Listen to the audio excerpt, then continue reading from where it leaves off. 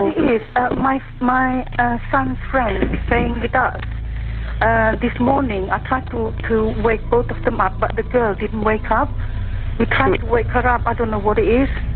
I need you to pull back the duvet for me and just look to see if you can see any signs of breathing. I tried to hold the pulse.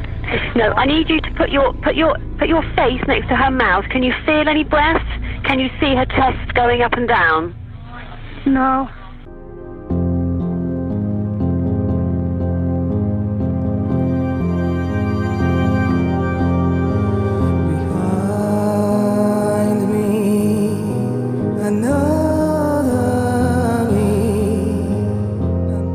Viewer discretion is advised for this educational documentary. Welcome back to Case Documentaries. I bring you true crime, disturbing stories and other things that you may later regret knowing with regular uploads every week. Please do join the quickly growing, incredibly supportive Dark Case family by hitting subscribe now and turning on notifications. Thank you so much to all of my patrons. If your name is on screen right now, then you're a legend. Our love and respect goes out to all those that knew and loved Emily and all those affected by this dark case.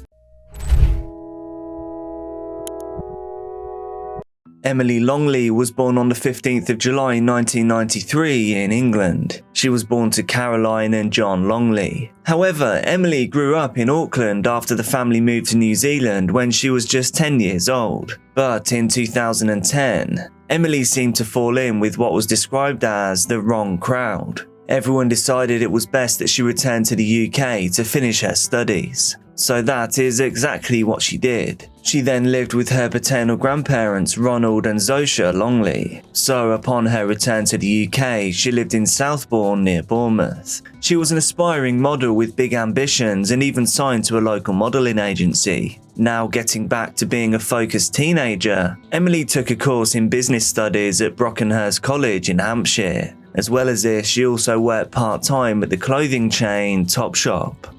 Emily was described as an outgoing, intelligent and vibrant young woman. She was very, very loved by a lot of people. Bournemouth boasts 7 glorious miles of pretty idyllic coastline. This makes it a pretty popular holiday destination in the UK. For many, it's a place to create lasting memories. Its seaside resorts come alive fully in the summer sun. Hopefully, this is the UK. But the sun isn't always needed to enjoy the lovely beaches, cafes and walks that the area has to offer. A weird fact about Bournemouth is that the Beatles loved the place and they played there regularly in their early career. Sadly though, just like any other town, lurking amongst its upstanding citizens are dark characters that cannot be illuminated by even the sunniest of days. Emily met a man named Elliot Turner in December of 2010. She was 17 and he was 20 years old. Elliot was a well-known figure in the local bar and club scenes in the Poole and Bournemouth areas. He was a member of something called The Firm.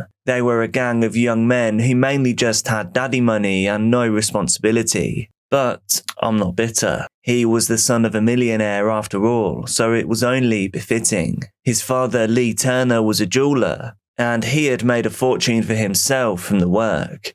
Elliot's friends knew him as All Talk Turner, so I think we are building a pretty strong picture of the kind of man that Elliot was. Elliot Turner could not stop bragging. When he was with his friends, he boasted a lot, almost constantly. Shortly after meeting, Emily and Elliot seemed to get along very well. They both went on a double date after Emily returned to England, on her quest to better herself and become a successful young adult. However, the relationship was turbulent and on-off. They enjoyed the high life together and often stayed out late into the night and the early hours. They would be partying, drinking, and living their version of glitz and glamour. However, Elliot was historically obsessed with women. He was jealous and he couldn't hide it. It was said that Elliot could be threatening, aggressive, violent, controlling and possessive towards Emily. All of these things were not the making of a gentleman, no matter how big their trust fund.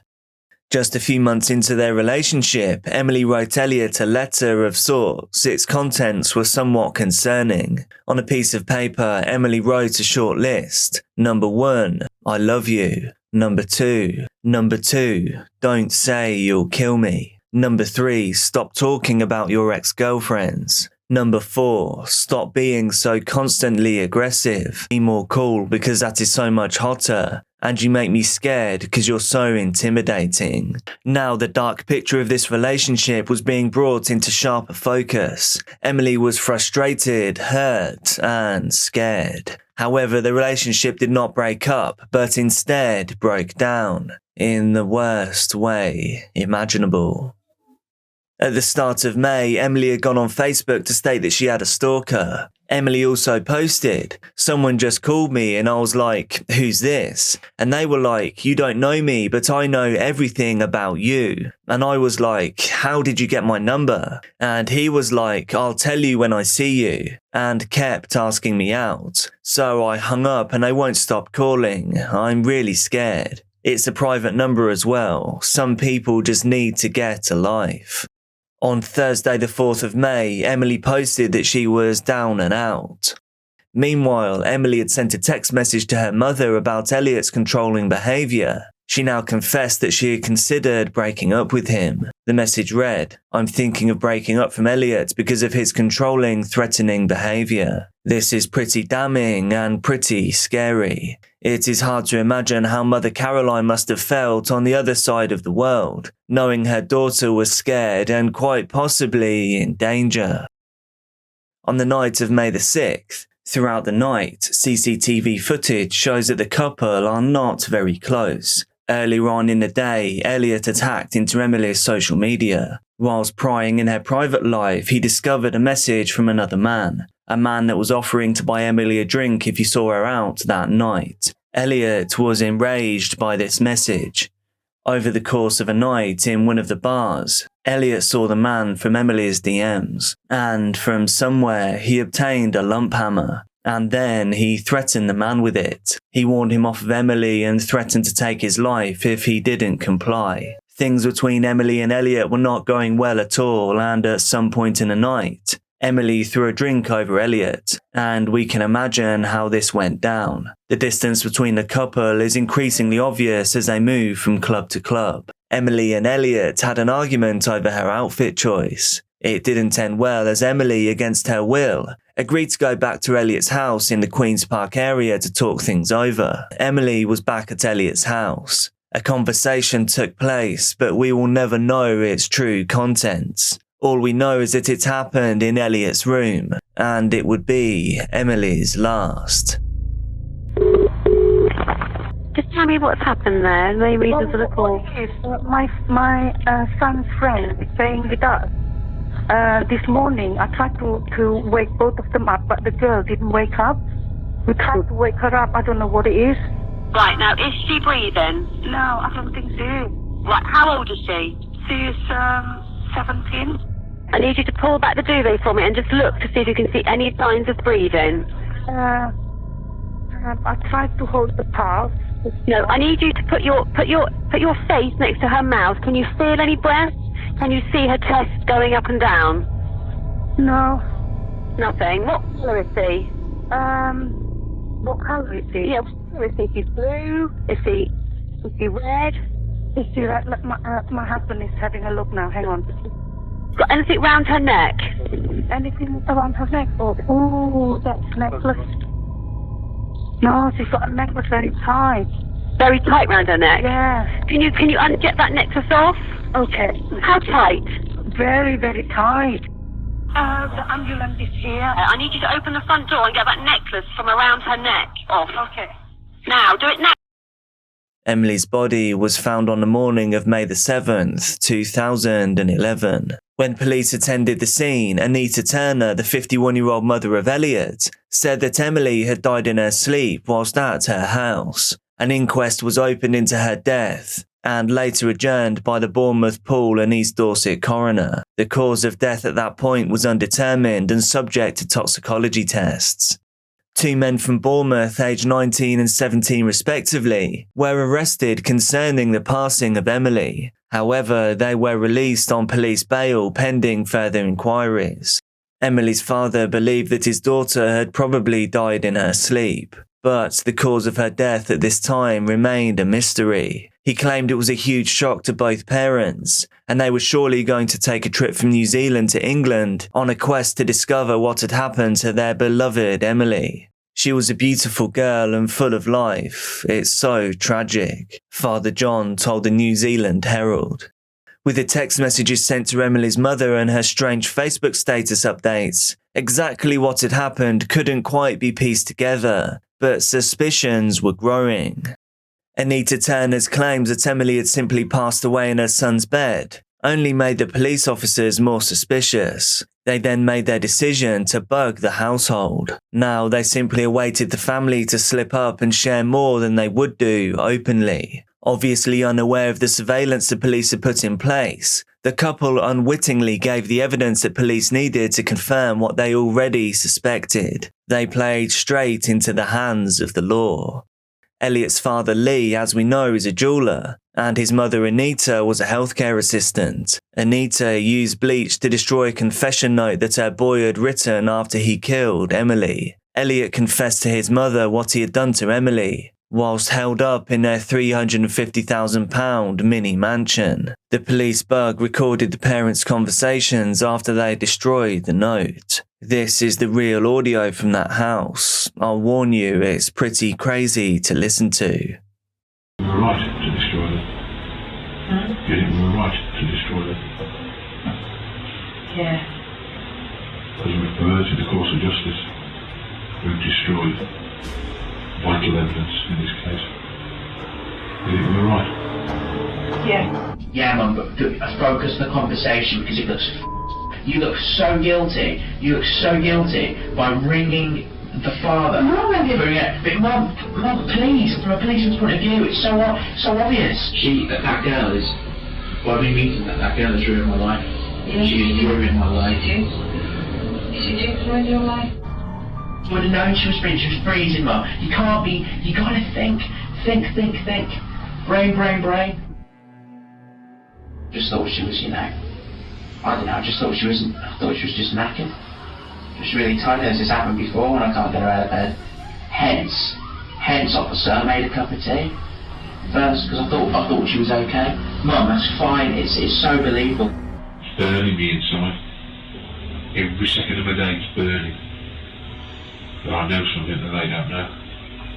It's burning me. Eating me up.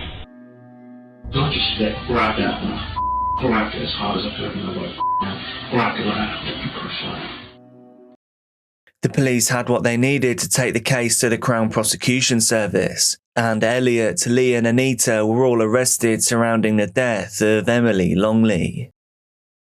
In April of 2012, almost a year after Emily met her untimely end, Elliot's trial began. Elliot Turner informed the jury that he had a short and fiery relationship with Emily. The prosecution said that Emily Longley was killed in a jealous rage, all whilst in the Turners' family home. They added that Turner had a history of obsession with women, and believed that Emily was seeing someone else other than him. His parents helped him cover the crime. They helped him destroy his confession letter. This was a vital piece of evidence in the case to bring justice to Emily and Emily's family, and they took that away. The jury has heard how Elliot Turner was aggressive, controlling and manipulative towards Emily. It was Elliot Turner's jealousy and anger that led him to kill Emily. It has been our case throughout that Elliot Turner has failed at any stage to show remorse, and that he knew exactly what he was doing. When he was cross-examined, Elliot said he only defended himself when Emily attacked him.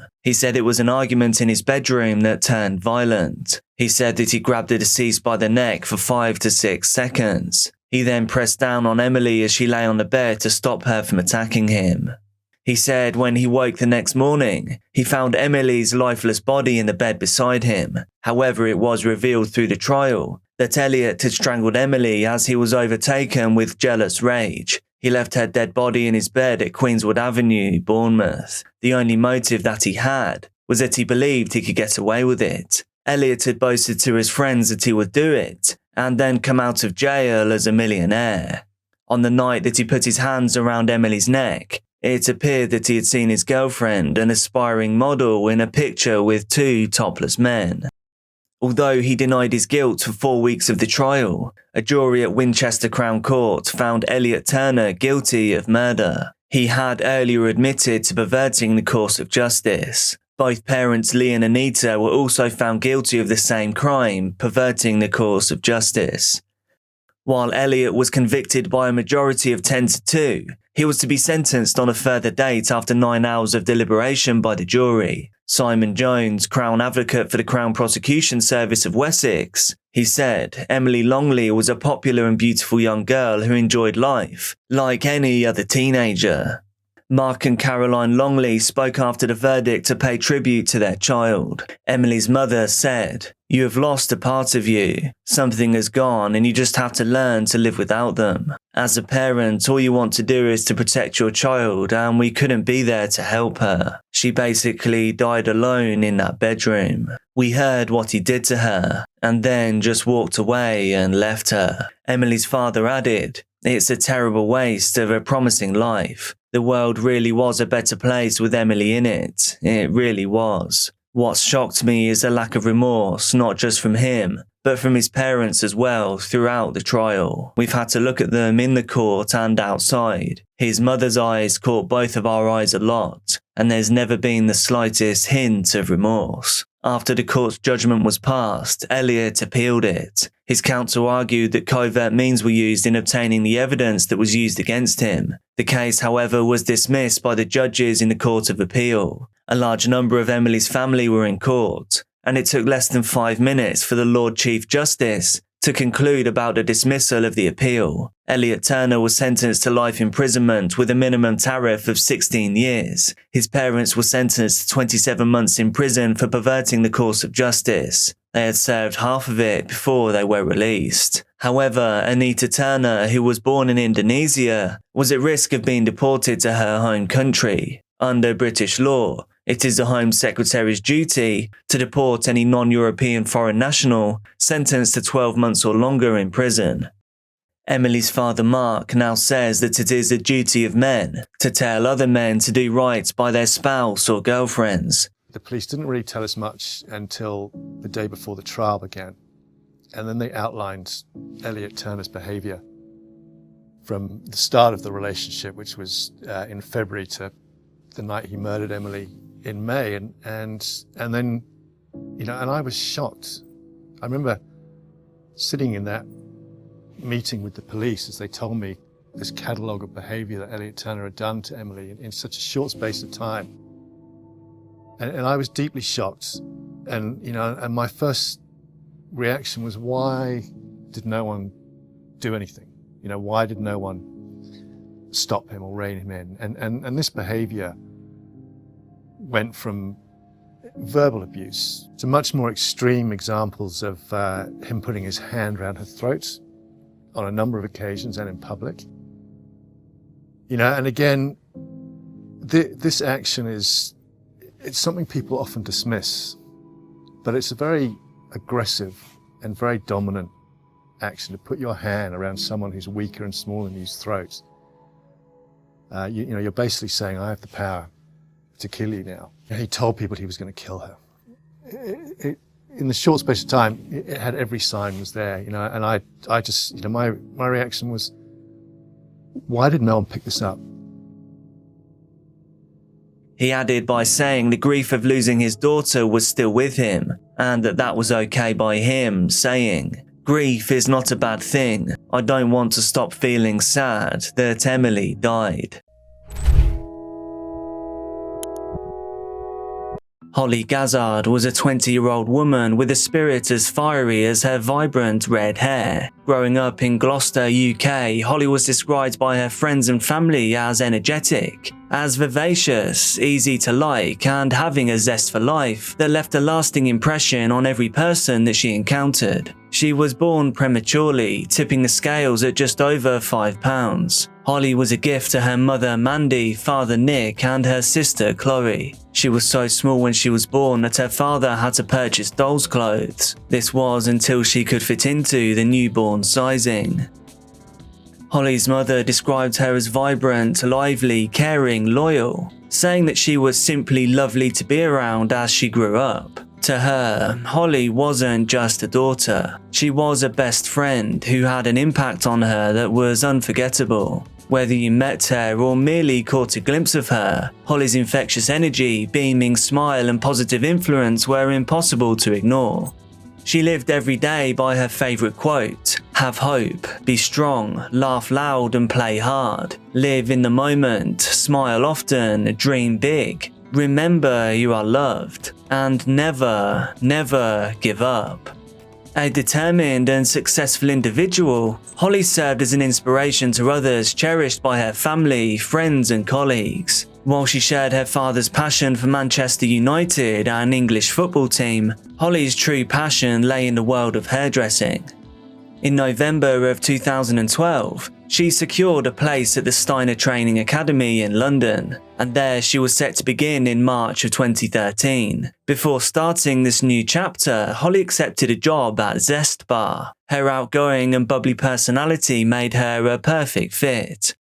Gloucester is an historic city nestled in the scenic southwest of England. It's located on the River Severn and it's known for its architecture. Gloucester does have stunning cathedrals along with quaint streets. The city's charm and character provide a blend of historic and modern elements to make it a notable destination. Community spirit is often strong in Gloucester. Friendly locals contribute to a welcoming atmosphere of events, festivals and activities throughout the year. Holly's family thrived in Gloucester, but Holly wanted more.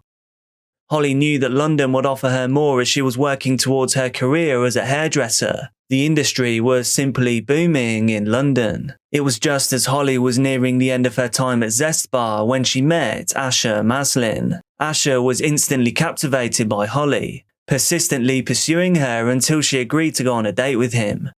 The love story unfolded rapidly, with Holly visibly happy in her newfound romance. After just a few weeks, Holly introduced her boyfriend to her family. To her mother Mandy's surprise, she recognised him from her work as a dinner lady. Holly's father Nick acknowledged that Asher had a bit of a reputation as a bad boy, but he emphasised his belief in second chances. Described as a Jack the Lad with a confident and talkative demeanour, Holly's boyfriend gained the approval of her parents and they continued on with their relationship. It was soon after their romance began that Holly started her dream job as a hairdresser on a cruise ship. This meant that she left her new boyfriend behind. However, only a week into the cruise, Holly reached out to her dad. She was expressing a strong desire to come home because she had been dealing with extreme seasickness. Her father was confused about her decision to abandon her dream job, and he later came to believe that her new boyfriend was bombarding her with persistent text messages, along with calls and FaceTime interactions, all where he influenced her to cut her cruise experience short. Upon Holly's early return home, Asher's possessiveness intensified. He started showing up uninvited on Holly's nights out with her friends and began trailing her from club to club. Holly's friend Kaylee became concerned as she witnessed the fact that Asher tried to control Holly's every move. He would resist her social outings and demanded that she stay at home. The increasing intrusion into her personal life became a concerning pattern. This signaled the emergence of a possessive and controlling dynamic in their relationship. Despite Holly securing a job in London within a couple of months of her return home from the cruise ship, Asher proposed the idea of moving in with his cousin in the capital. Holly hesitantly agreed. She thought that perhaps the presence of a roommate would cause Asher to behave more respectfully towards her. However, even with the change of location, Asher's controlling behaviour persisted and even got worse. During a planned lunch outing with Holly's family, Asher interrupted with a phone call. He instructed her not to let her family take her away from him.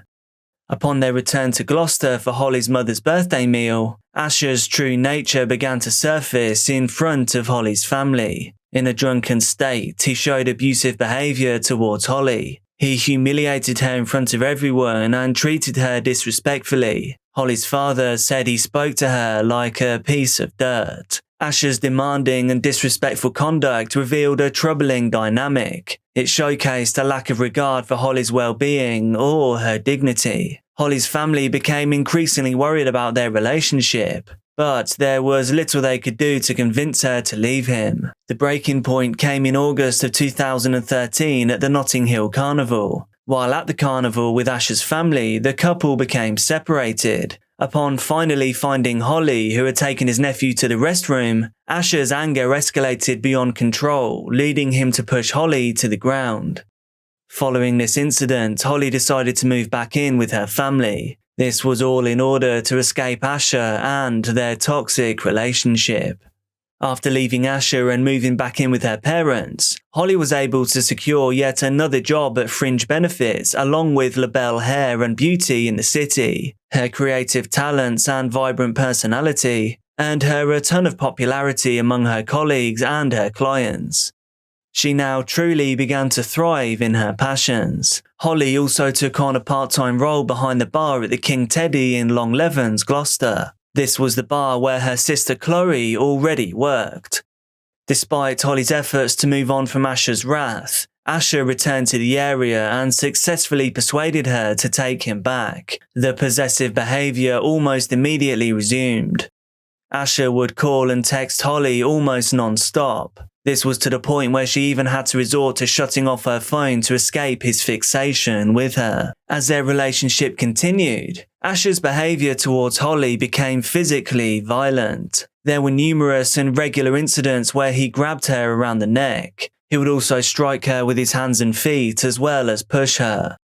By the time Christmas arrived, Holly had been pushed to the point where she wanted to end the relationship for a second time. However, when she attempted to discuss it with him, he refused to accept the fact that Holly wanted out of the relationship. Holly's unhappiness became obvious to everyone around her. It caused a noticeable change in her demeanor towards her friends and her family. She wanted to keep things to herself to avoid worrying the people in her life that loved her.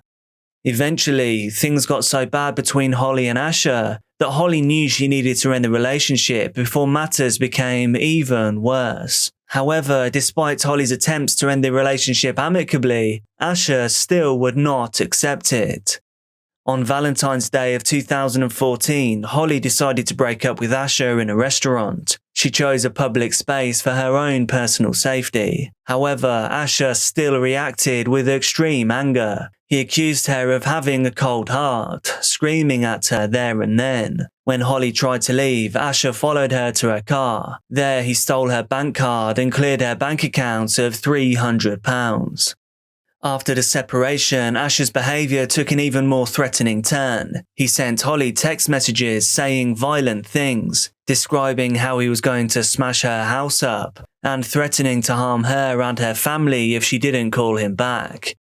Following these threats, Holly called the police on February the 15th to provide a statement. She revealed details about her fears and the fact that Asher had stolen money from her. In her statement, she detailed the threats that Asher had made over multiple occasions. These included threats of throwing acid on her face, of ruining her career, of beating her up and causing her to lose her looks, and to have his family attack her if she ever broke up with him. Holly had not previously shared these details with her family. They now realized the true horror that she had been enduring.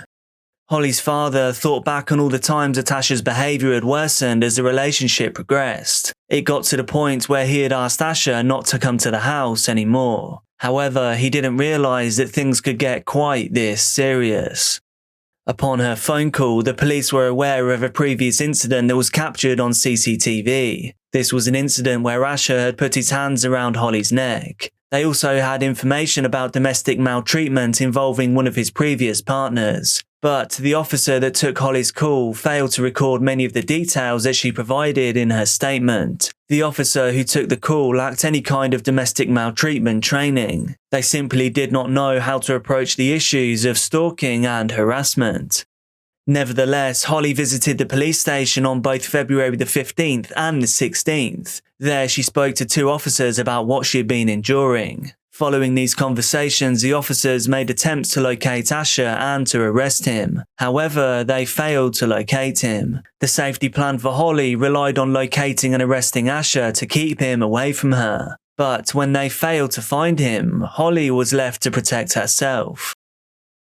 On February the 18th, just 2 days after Holly's last visit to the police station, Asher somehow found out about her correspondence with the police. In response, Asher took his DVD player to a pawn shop. There he sold it for just £5, and then he used that money to purchase a sharp implement. While Asher was doing this, Holly was telling one of her customers, Elma Rogers, how she was scared to leave her house apart from going to work. Asher's threatening behaviour escalated as he bombarded Holly with abusive text messages. This included a disturbing message indicating his intentions to seriously harm her. He then sent an ominous text to her sister's partner, issuing a warning for what he was about to do. Shortly after, Asher walked into the salon where Holly worked. Expecting Asher might arrive that day, it was just before 6 p.m. when Holly had discussed with her boss at the salon what was going on between her and her ex-boyfriend. The two had prepared to call the police in case he showed up, and about 30 minutes later, Asher walked in. He immediately targeted Holly, striking her in the face. As a customer named Mark attempted to intervene, Holly's boss dialed 999. Despite these efforts, Asher ignored everyone's attempts to stop him, and instead he began viciously attacking Holly with the sharp implement that he had just bought. The horrifying attack lasted just over 1 minute, during which time Asher struck Holly with the implement 14 times. Colleagues and customers in the salon tried to help, but Asher warned them off. After this frenzied attack, he left the salon and went home. There he changed the clothes that were now stained with the aftermath of what he had done. Holly was rushed to the hospital. However, sadly, she was already gone by the time she arrived. When she finally tried to break it off, Maslin stabbed her 14 times in the salon where she worked. The warning signs of endless control and mind games had all been there. A damning report into the police handling of the case was a wake-up call. Now, a change in the law allows the police to act against psychological abuse before it turns violent. Everyone was horrified by the events of what had happened, haunted by what they had just witnessed. All of Asher's actions had been captured on Gloucester's CCTV network. This allowed the police to quickly track him down and finally make an arrest like they had tried to do multiple times over the past couple of days.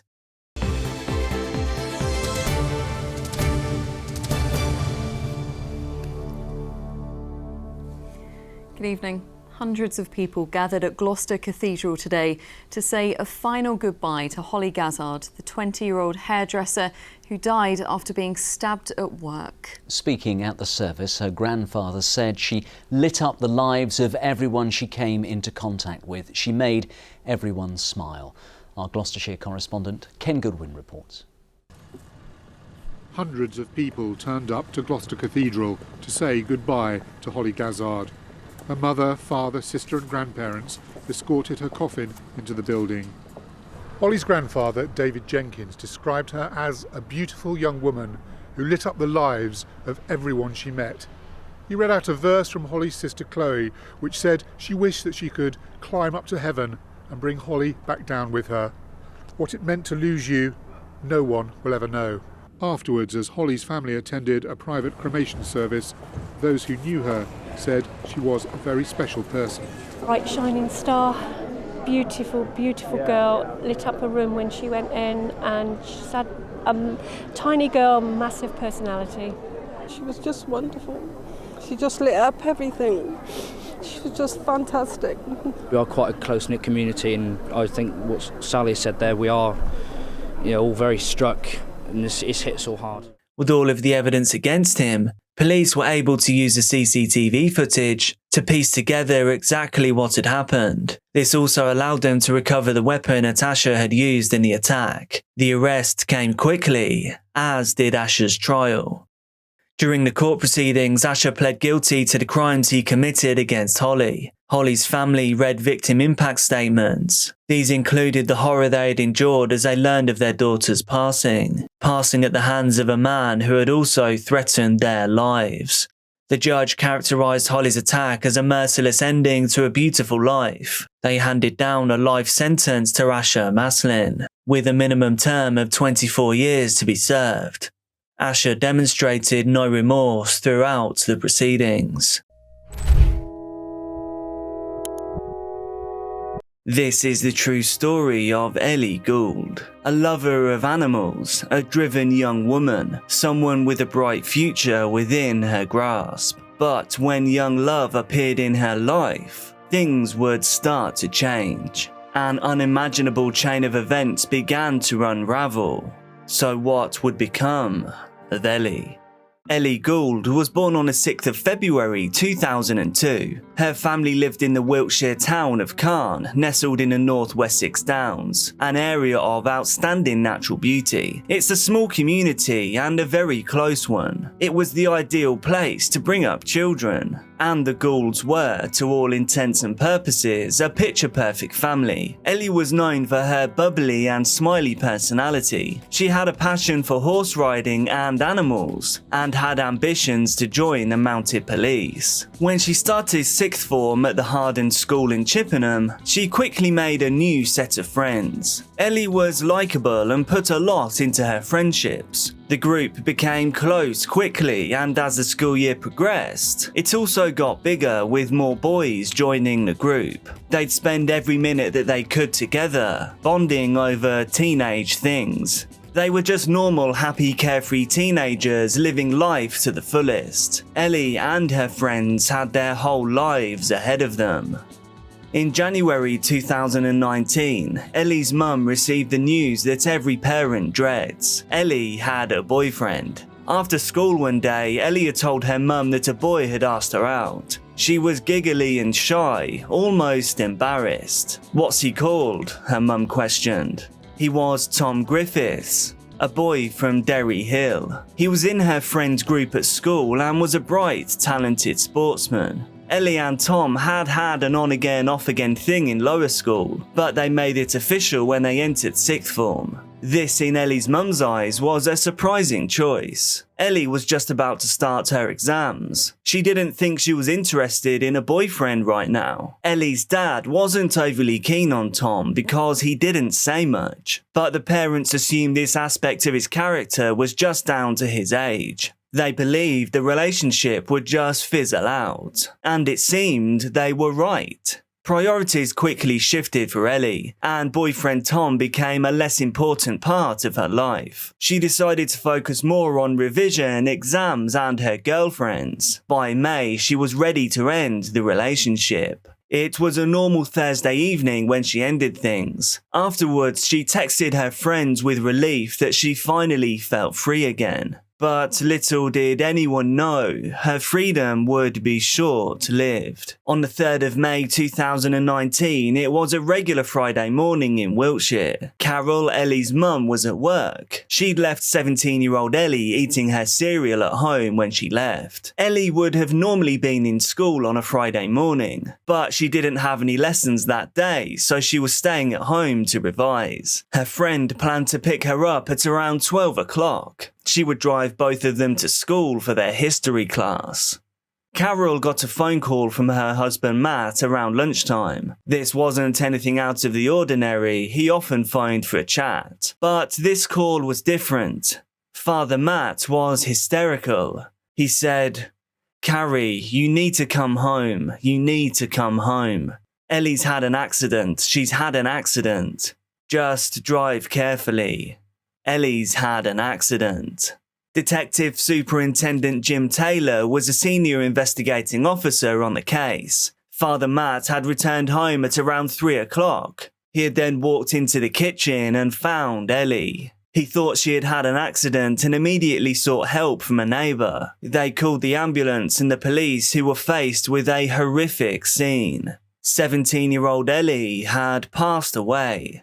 She was found face down in a pool of her own vital fluids. There she lay, face down, with her right arm across her body, holding onto the handle of a sharp implement. To the naked eye, it looked as though she'd inflicted her wounds on herself. When you consider the nature of her injuries, the amount of blood, and Ellie's family circumstances, after all, she was incredibly loved and happy. The police believed there was no way that this injury was self-inflicted. Ellie's distraught parents believed their daughter's tragic death was just a mishap. Had she maybe put the knife in a toaster and electrocuted herself and fallen backwards? Had she fallen off the cabinet whilst holding the sharp implement? While Ellie's parents were struggling to come to terms with her passing, the police were trying to piece together their own version of the story.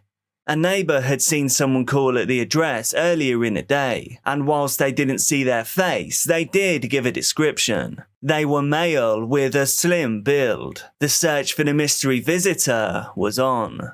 It's uncommon for a homicide to occur inside someone's home. This suggests the perpetrator was likely familiar with the victim. The police began to try and connect the dots in Ellie's friend group. Who, if anyone, would want to hurt her? Ellie's friend was questioned about the day that she was supposed to pick her friend up and take her to the history class. And although she was nervous about being questioned by the police, she did her best to answer their questions. She'd received a text from Ellie shortly before she was due to pick her up. She said that she didn't need a lift anymore. The detective's questioning soon turned from Ellie to Tom, the now ex-boyfriend. The friend said, "I was screenshotting messages that Tom had sent, and then I looked on Snap Maps to see where he was. Just coincidentally, I thought I'll have a look on Snap Maps, and it so happened to be that he was still in the area." She further explained, I thought, oh gosh, Tom's gone over to convince her that they should be together. She thought that Ellie, being Ellie, will have been blunt with him and said, look Tom, it's not happening. We're not getting back together. You need to get over it. The friend also revealed that Tom had messaged everyone on the day of the murder. He sent pictures to a group chat where he shared a photo of himself with scratches on his neck. He said that he had been hurting himself, going through a tough time. His friends offered support and urged him to talk to them whenever he felt overwhelmed. For the police, Ellie's ex-boyfriend Tom wasn't just a person of interest. He was the person of interest.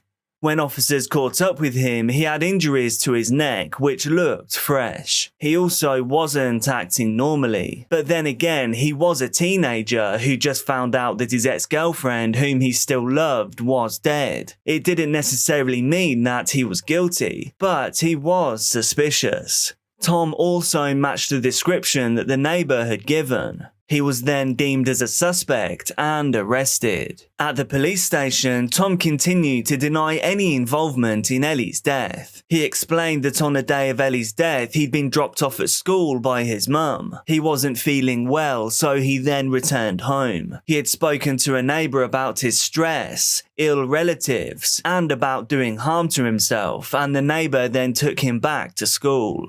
He again became very upset and asked to speak to the school nurse. He once again explained that he was doing physical harm to himself. They then called his mother. She came to pick him up from school and then took him back home. But the evidence the police were gathering was beginning to cast doubt on Tom's version of events.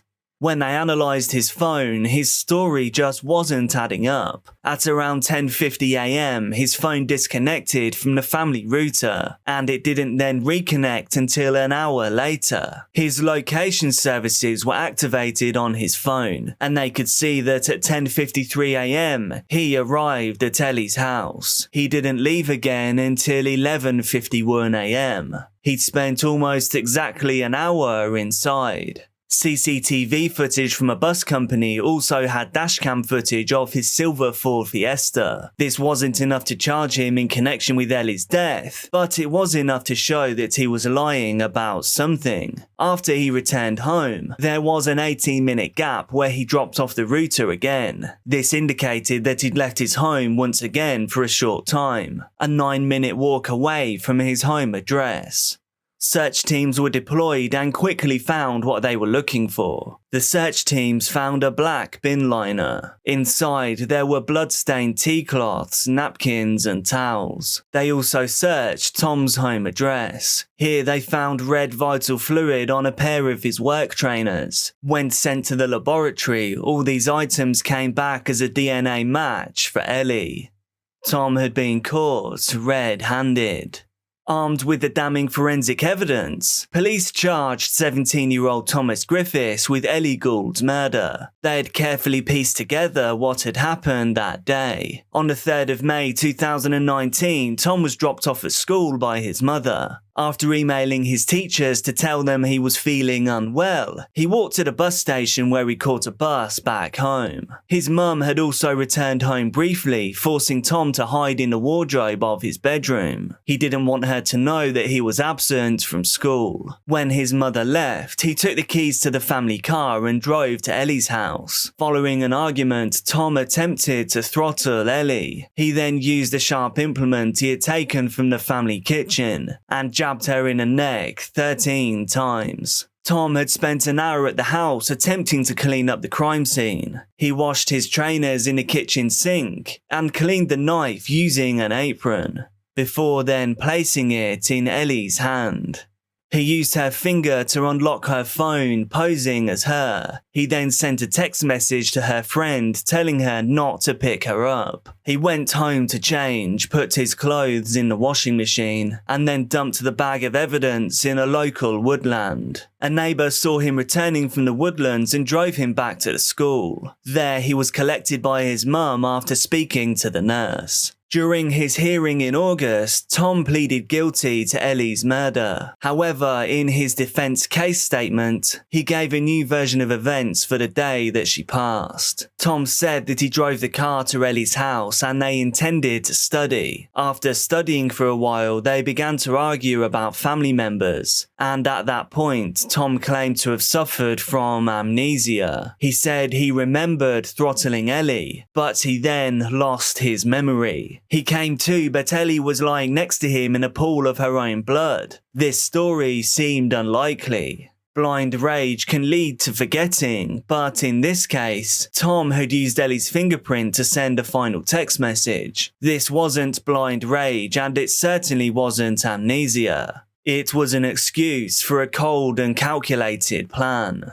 Tom pleaded guilty to Ellie's murder, meaning that the case would not go to trial. On the 8th of November 2019 at the Bristol Crown Court, Ellie's family came face to face with the boy who had gone from boyfriend to killer.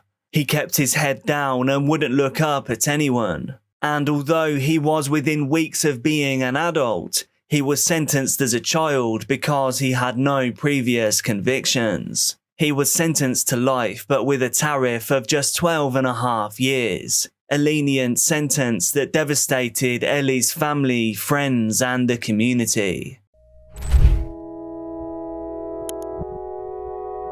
Around 90% of women that meet their demise at someone else's hands do so at the hands of someone they know, someone close to them. They say to keep your friends close, but your enemies closer, but mention nothing of lovers. This case, sadly, does nothing to reduce these statistics. Andrea Venter, born on March 25, 1993, in Schweizer-Renneku, South Africa, had a unique start to life as the first test tube baby in Rustenburg. Her parents, Dries Venter and Antje Venter, considered her a much-loved miracle after trying and waiting for 12 years for a child. Andrea's childhood was a happy one. She grew up in a loving and supportive environment. From an early age, Andrea displayed an outgoing and sociable nature, always eager to spend time with friends and family, to get out and see the world. Her infectious smile and positive demeanour endeared her to everyone who knew her. She engaged in outdoor activities like netball, hockey and tennis. She developed a competitive spirit and excelled in everything that she did. And this excellence extended to musical abilities as well.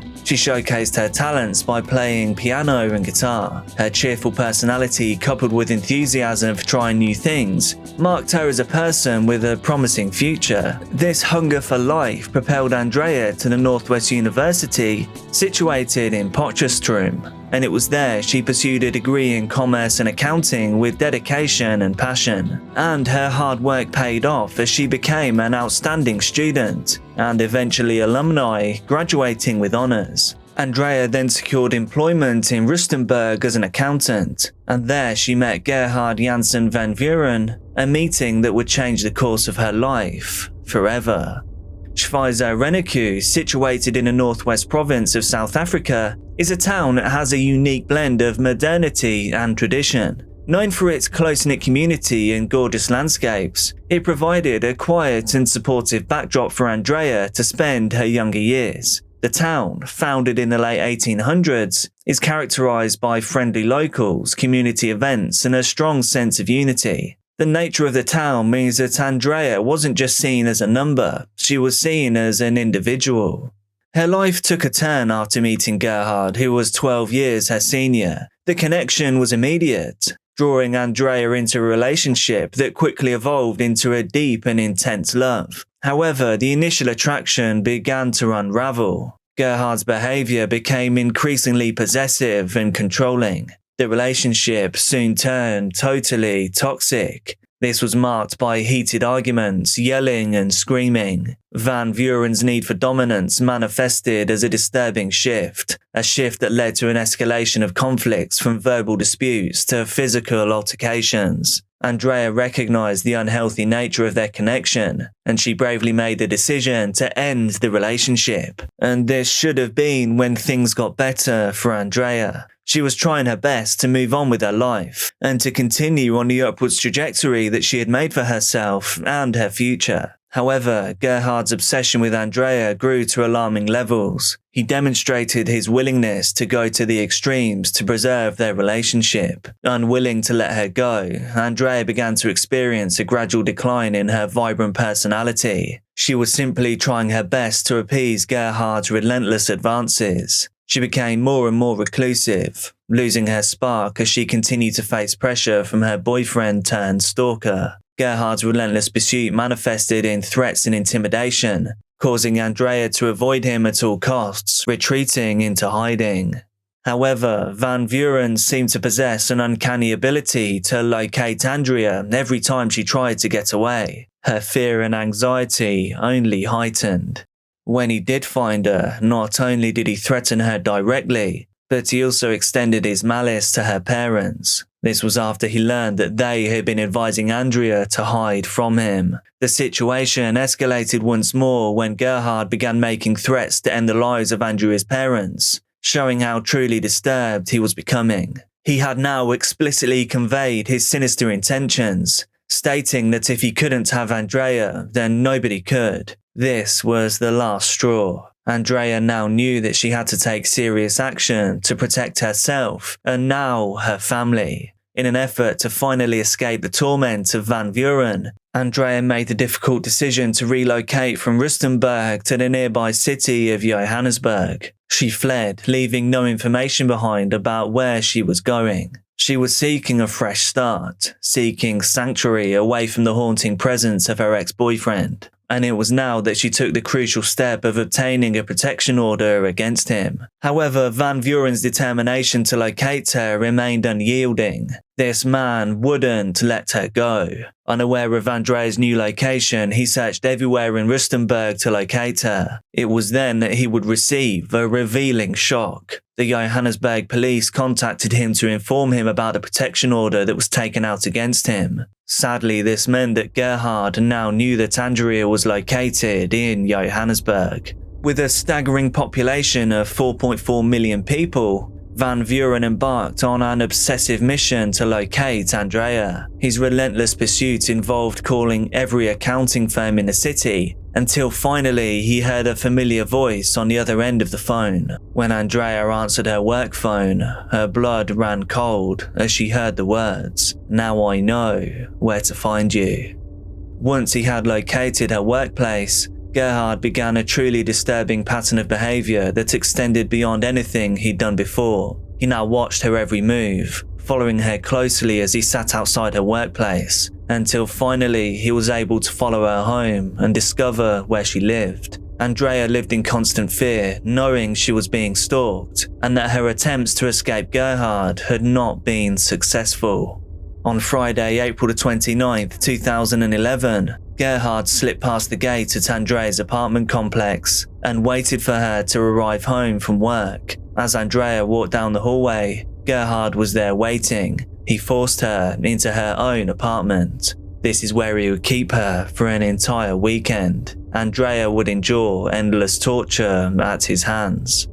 May 2nd, 2011 marked the day that Andrea mustered every ounce of strength that she had, determined to escape from her now hellish apartment. Wounded and terrified, Andrea managed to break free from Gerhard's belt, even though it was still tightened around her neck. She had wounds littering her body. As she ran and screamed for help, Gerhard pursued her with a sharp implement clutched in his hand. The air was thick with desperation as Andrea ran as fast as she could outside the apartment complex. She was sprinting towards the guard's house at the front gate. But she tripped and fell. This gave Gerhard just enough time to catch up with her. He struck her whilst wearing brass knuckles. This was followed by 14 plunges into Andrea with a sharp implement. Amidst the chaos, people began to take notice of Andrea's scream. A security guard did his best to intervene, but finally, Gerhard ran a sharp implement across Andrea's neck. This was to be the final blow. Onlookers watched in horror. A crowd began to gather. Multiple people dialed for emergency services, unsure of how to help Andrea as she struggled to stay alive. As the crowd grew, Gerhard realized the weight of what he had done. In an attempt to avoid consequences for his actions, he took the same sharp implement used on Andrea and dragged it across his own throat, attempting to end his own time on this earth. Little did he know that every horrific moment of the attack had been captured on security camera. By the time authorities arrived, Andrea had already taken her final breath. But Gerhard's attempts on himself proved to be unsuccessful. Despite his heinous crimes, Gerhard was immediately brought to the nearest hospital, and there he made a full recovery, seemingly unaffected by the brutality that he had unleashed. Following his recovery, he found himself at Randburg Magistrates Court to face his bail hearings. The first two hearings, the police strongly argued against Gerhard receiving bail. This was due to the fact that he had already ignored the protection order that Andrea had taken out against him, showing that he had a complete disregard for the law. The prosecution was successful in this argument for 2 bail hearings, while his trial was continuously postponed until it was transferred to the Johannesburg High Court. At this bail hearing, the judge heard the same argument from the prosecution, but for some reason decided to grant Gerhard bail. This would allow him to walk free for over a year whilst he awaited trial. By May of 2013, Gerhard's trial had finally arrived, but when it came time for him to show his face in the courtroom, he was nowhere to be found. He had fled the country under the assumed identity of Daniel Joseph Moulton. Armed with a fake passport, Gerhard had managed to slip through the cracks without a trace. His father had played a crucial role in his escape by driving him to catch his flight out of South Africa, and it was his mother who had obtained this fake passport. However, the weight of her complicity wore heavily on Van Vuren's mother. This caused her to reach out to the investigating psychologist in Gerhard's case and reveal that her son had fled to Brazil. Interpol promptly issued a warrant for his arrest, streamlining their efforts to track him down in Brazil. In August of the same year, Brazilian authorities arrested Gerhard on the grounds of providing false documentation, sentencing him to Brazilian prison for 4 years and 4 months. South African authorities patiently waited for Gerhard to serve out his sentence so that they could then intervene and extradite him back to South Africa. They believed then he would finally face the full extent of his crimes.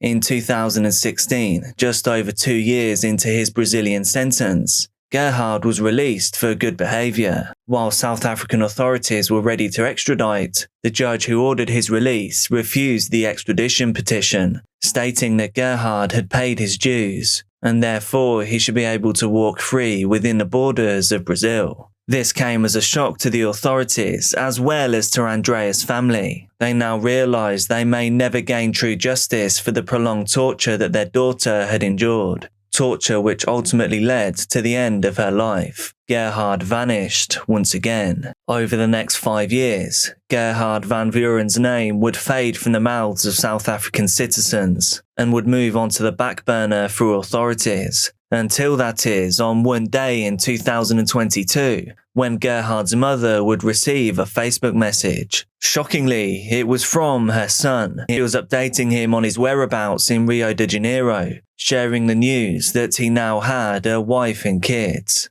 Little did he know that the South African authorities had been working with Interpol, as well as with Brazilian authorities, to gain approval to track him down and then apprehend him. It was this Facebook message that would lead South African authorities to organise a raid along with Brazilian authorities and Interpol to finally place handcuffs on Gerhard. The international fugitive was in his living room with his wife and kids when officers burst through the doors and arrested him. This was now a decade after he did what he did to Andrea Venter outside of her own home, an event that ruined tens of lives. As he awaited extradition back to South Africa to face the courts, Gerhard's mother confidently stated that she believed her son was beyond saving and that he should receive the death penalty for what he had done. His true colours were finally shown to her as he threatened to end her life for cooperating with the police. He never showed remorse for what he had done to Andrea.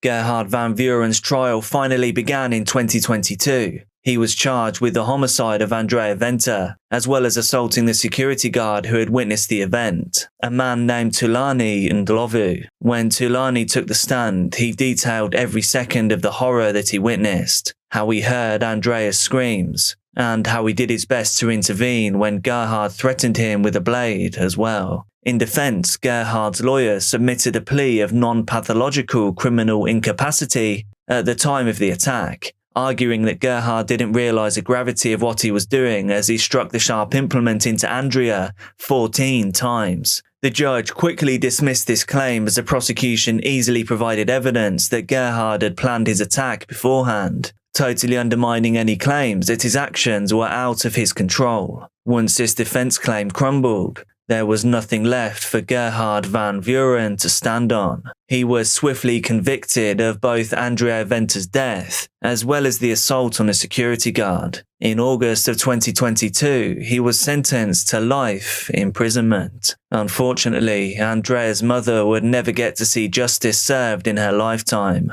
She passed away from a heart attack in 2016 after Gerhard had vanished for a second time, following his release from prison in Brazil. As for the rest of Andrea's family, they received justice that they had lost all hope for, relieved that this chapter of their lives could now be put to rest. Despite Gerhard finally sitting behind bars for life, they will sadly never recover from the bright future that was so horrifically stolen from their daughter, their sister, and their friend. In 1991, Michelle Stewart was born to Kenny and Josephine Stewart. She grew up in Ayrshire, Scotland, the youngest of 4 siblings. Michelle's other siblings were considerably older than she was, but despite the age difference, Michelle was very close to all of them. As the baby of the family, Michelle was doted on by everyone in the household. She was surrounded by love and was often the centre of attention in her family, especially on Christmas and birthdays because, as the youngest, she often showed her excitement and joy on those special days.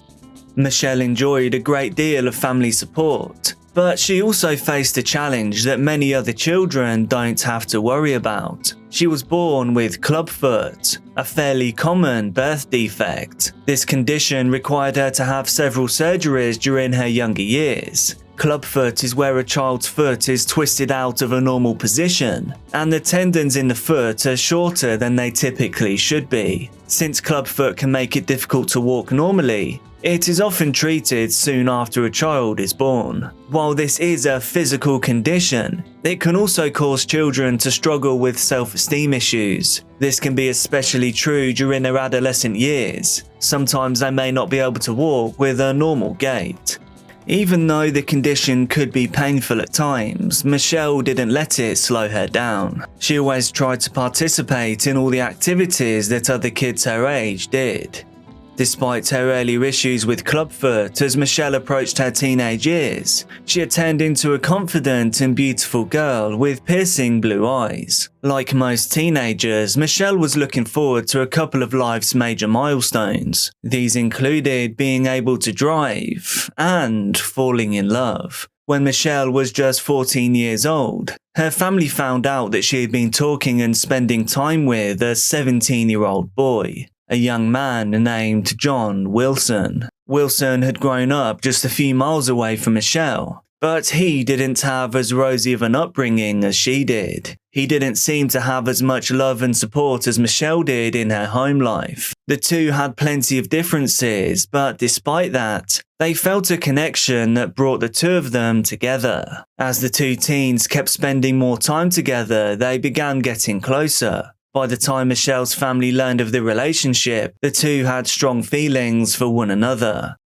Michelle's family wasn't thrilled with the idea of her spending time with Wilson. This was mainly because of his family's reputation in the area and the fact that he was 3 years older than she was. Michelle, however, brushed aside her family's concerns. She was determined to continue seeing Wilson, who was her first serious relationship. Michelle's family relented and tried to get to know Wilson despite their misgivings. He was quiet but pleasant and would chat with Michelle's family when he saw them. The two seemed happy to spend time together, and they did seem to get along from what Michelle's family could see. While he did conduct himself well around Michelle's family, Wilson didn't display the same model behaviour when he was away from them. He began to earn a reputation as a troublemaker, with the police even being involved in some of his more serious instances. In the first year after Michelle's family met him, Wilson had been arrested on a racially motivated charge. A later conviction that happened when he was 17 years old raised another major red flag for Michelle's family. He had tossed a lit firework onto a bus filled with school-aged children. Some people might have written it off as a thoughtless prank, a careless trick played by a young man who hadn't considered how his actions might hurt others. But altogether, this added to the growing list of Wilson's questionable behaviour. The Stewart family had also heard concerning tales about Wilson's behaviour changing towards Michelle. He had allegedly hit Michelle on one occasion when he couldn't control his emotions. His bad temper seemed to be a recurring theme. He was also known to punch walls when frustrated. In October of 2008, Michelle found out that her boyfriend had been contacting adult-only phone lines. This was something that obviously upset her, so she decided to break things off. Like many teenagers, she had begun to figure out what she wanted out of a relationship, and therefore she realised that Wilson fell very short of her expectations. However, he wouldn't accept that the relationship was over. He tried multiple times to win Michelle back. When that didn't work, he began to stalk Michelle to make her feel scared and uncomfortable. She continued to refuse to speak with him. Her family members even stepped in to tell him that she didn't want to see him. His pleas for reconciliation were ignored, with Michelle likely hoping he would lose interest and simply move on. You know, what normal people do. Wilson, however, refused to move on. He continued with constant phone calls and harassment. This barrage of calls was so serious that Michelle decided to change her phone number. The rejection that Wilson felt over the breakup caused his already volatile temper to rage out of control, and his stalking continued. Enduring 1 month of Wilson's stalking and harassment had created a huge change in Michelle's life. She had started to become anxious and didn't leave her house very often. One of the only reasons she would leave would be to attend school. When Wilson realised he wasn't going to get the reconciliation that he had hoped for, his thoughts turned darker and to revenge instead. The idea of making Michelle suffer took root in his mind. Meanwhile, Michelle was working hard to put the trauma of her past relationship behind her. She was ready to move on. She had taken steps to begin making her goals and dreams come true. With her 18th birthday approaching in November of 2008, she had begun taking driving lessons so she could realise her goal of getting her licence. This was another major milestone that she was incredibly excited about. Michelle had also been thinking about what kind of career she'd like to have as an adult, settling on the idea of becoming a secretary within the police force, something that would further distance herself from Wilson. On November the 14th, 2008, approximately 6 weeks after breaking up with Wilson, Michelle went to school as usual in her small village. She returned home after school like any other ordinary day. Some of Michelle's friends knocked on her door. They asked her to accompany them on a walk to the shop in the village. The plan was they'd go there to buy some sweets or candy. Although she had mainly stayed at home after the past few weeks since her breakup with Wilson, Michelle agreed to go with her friends. Since she was still having issues with her ex stalking her, having these friends with her likely made Michelle feel more secure about her safety. She at least must have felt safer than she would have felt walking the streets by herself.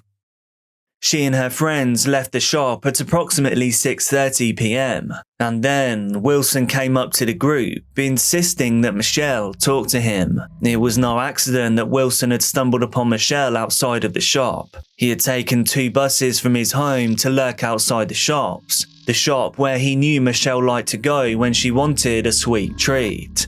A brief, heated conversation ensued between the ex-partners, while her friends stood by and witnessed the exchange. Michelle apparently tried to walk away from the situation, but Wilson had other plans. Enraged, Wilson drew out a long, sharp kitchen implement that he had been carrying with him, and he then began to attack Michelle from behind. Michelle attempted to defend herself from the attack, but it happened so fast and with such fury that there was no way for her to ward him off. During the brief but terrifying incident, Michelle was jabbed a total of 10 times as her brave friends tried to pull Wilson off of her. Although the attack was shockingly fast, there were still several witnesses around who saw it happen. Wilson then ran off even though he knew several witnesses would be able to identify him as the assailant. Meanwhile, Michelle's shocked friends tried to process what had just happened, and they now tried to help her. As she laid on the ground, Michelle told her friends, "He stabbed me." Word quickly got out about the attack. Michelle's family arrived at the scene one by one to see if Michelle was okay.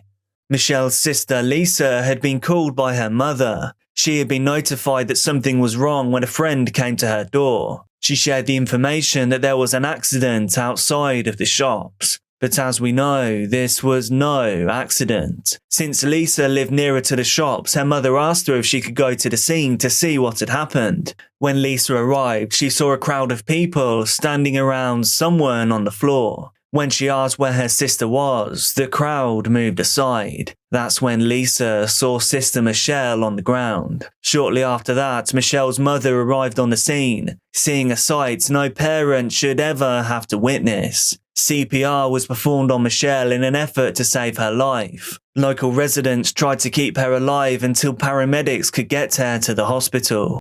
One of the people who tried to help Michelle was her own brother, Kenny. He was a nurse who was horrified to learn that Michelle had been injured, and he raced to the scene to check on her. After being rushed to the hospital, the doctor had to let Michelle's devastated family know that there was nothing that could be done to save her life. Michelle, the young girl with a promising future, would never see her 18th birthday. She had passed away due to the injuries she received during the attack. Although Michelle was the one who had lost her life, there were many victims that day. Her friends would forever have the memories of that sudden, brutal attack, something so terrible happening to a dear friend, etched into their minds. Michelle's parents and siblings were left trying to deal with their grief, as well as the fact that the young man they had welcomed into their home was the same person who had taken Michelle away from them. They were robbed of the opportunity to see Michelle reach all of the goals she'd been looking forward to, getting her driving license, starting her career, and someday having a family of her own. What seemed like an ordinary day had rapidly turned into the most tragic day of their lives. Witnesses from the scene, including Michelle's friends, immediately let authorities know that Wilson was a person that had attacked Michelle. With so many witnesses placing him at the scene and pinpointing him as the culprit, the evidence against Wilson was overwhelming. Wilson, who had just committed the worst crime of his life, showed up at his family's home after he fled the scene of the attack. Just hours later, police arrested him for the crime.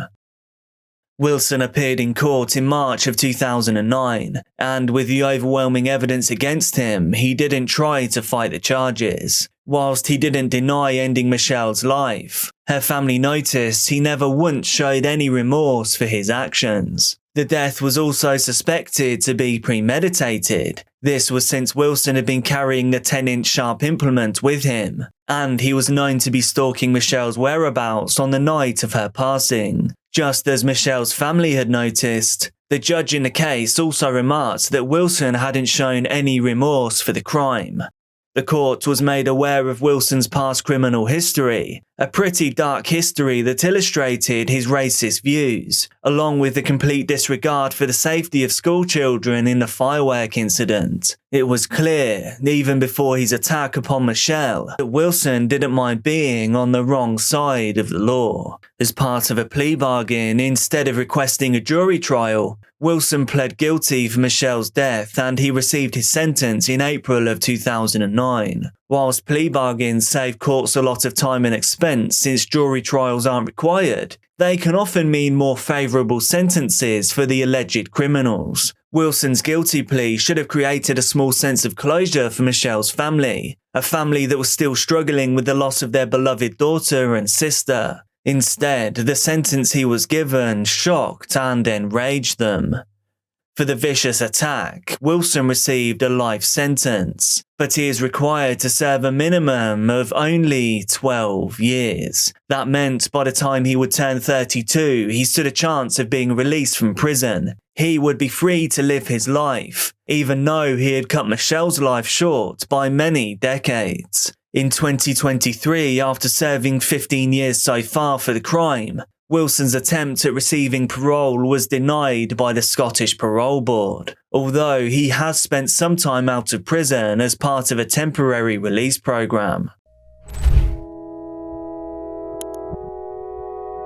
There are two types of people in the world, good and bad, and by a cruel twist of fate, the two are often drawn together. This is the story of Marta Kamialeska, who was very much an example of a good person, and indeed someone very bad found her. And no matter how hard she fought, they just wouldn't let her be free. The more Marta pulled away, the stronger the force of evil became, dragging her down, holding her back, and eventually her worst fears would become her reality.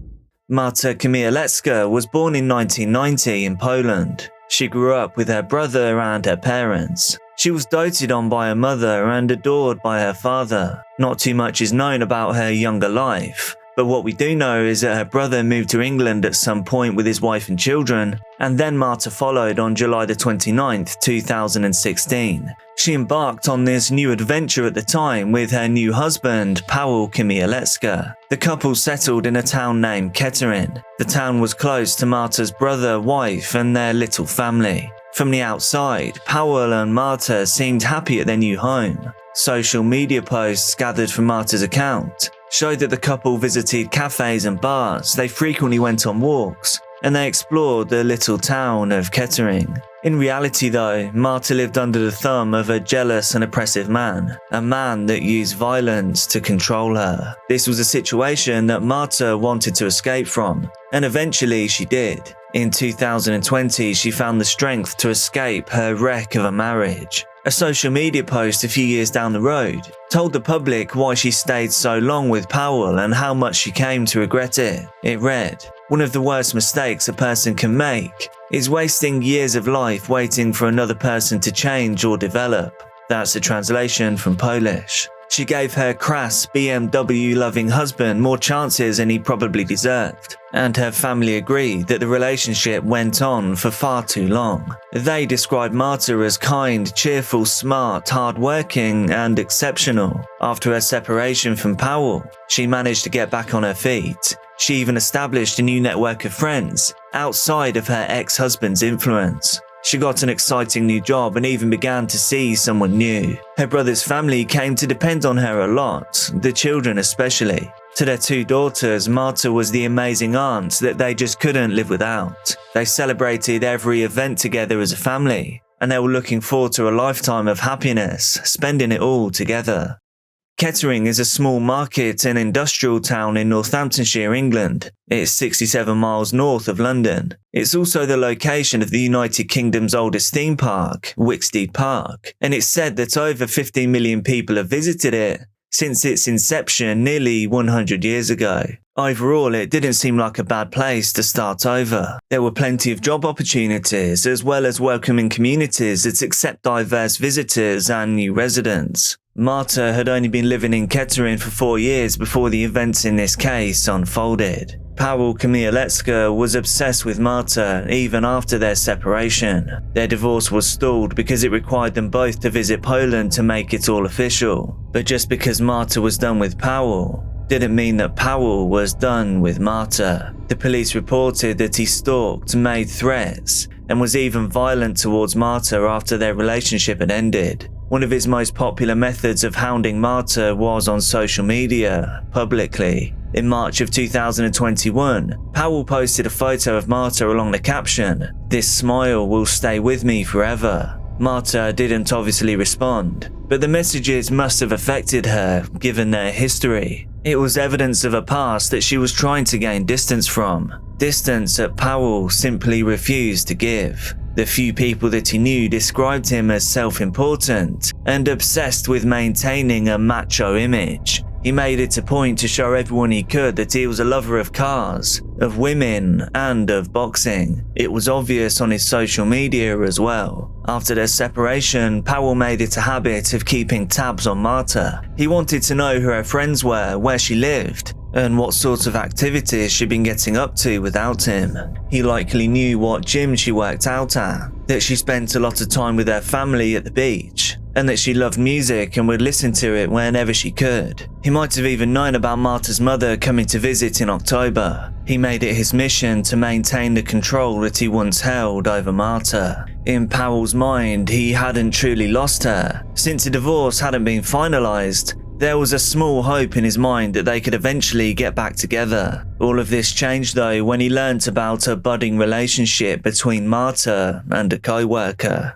Now seemingly furious, Komielewski intercepted Marta on her way home on October 15th, 2021. Marta was stopped by her estranged husband while she was on her way back from a social event with her friends at Woodland Court. The time was 10:54, and CCTV footage captured Marta as she made her way down Wood Street, taking her usual route towards home. When she arrived at the street, her estranged husband made his way out of his apartment and down onto the main road. He made a beeline straight for her. An argument broke out, during which Marta ended up on the ground. The CCTV was not clear, but it certainly looked like he'd probably struck her, despite her protests. Komielewski was determined to talk to her about her new lover. After helping her to her feet, he led her towards his apartment. She tried resisting him by collapsing to the floor in what appeared to be a coughing fit, but he dragged her up to her feet. This is the real CCTV footage of that event.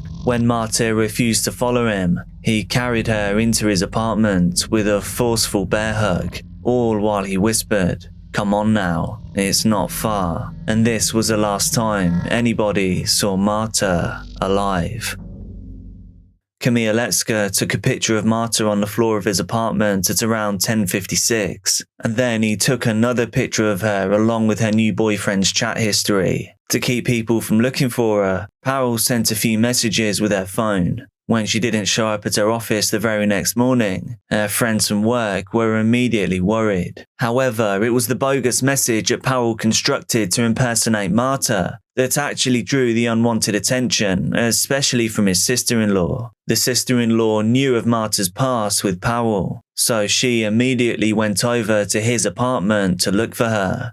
Whilst there, nobody answered the door, so she did what any good sister-in-law would do. She dialed 999 and informed the police of Komielewski's history of abuse. 4 days had now passed since Marta disappeared. Now the 19th of October, police arrived at Paweł's flat. They forced entry as captured on body cam footage. Upon entry, they immediately found Marta already passed. She was laying on Powell's bedroom floor with 32 wounds across her entire body, and the 40-year-old Powell injured beside her. He had a sharp implement sticking out of his neck. He was quickly losing vital fluids from 9 self-inflicted markings. Powell Komialeska was on the fast track to prison thanks to the mountain of evidence they found in his apartment, but the police investigation continued, strengthening the case. The detectives of the East Midlands Special Operations Unit looked into Powell's personal life to uncover a jealous, controlling and small man. Though it was the CCTV footage that they found that was the most damning, as well as the sharp implement used in the murder still being present at the scene.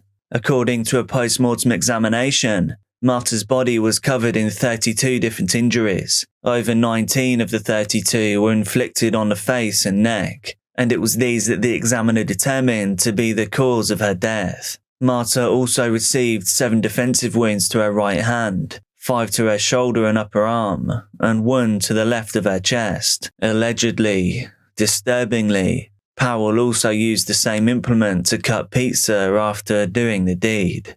2 days after Marta's death, Powell was even caught on CCTV visiting the shop to buy beer and soft drinks. It also didn't help Powell's case that he had ample motive and opportunity to do what he did. The actions he carried out on that night made it nearly impossible for him to put up an adequate defense against the charges leveled against him. The phone he used to impersonate Marta, as well as his own device, which he had used to photograph Marta after her capture, was still present in the apartment during the police search.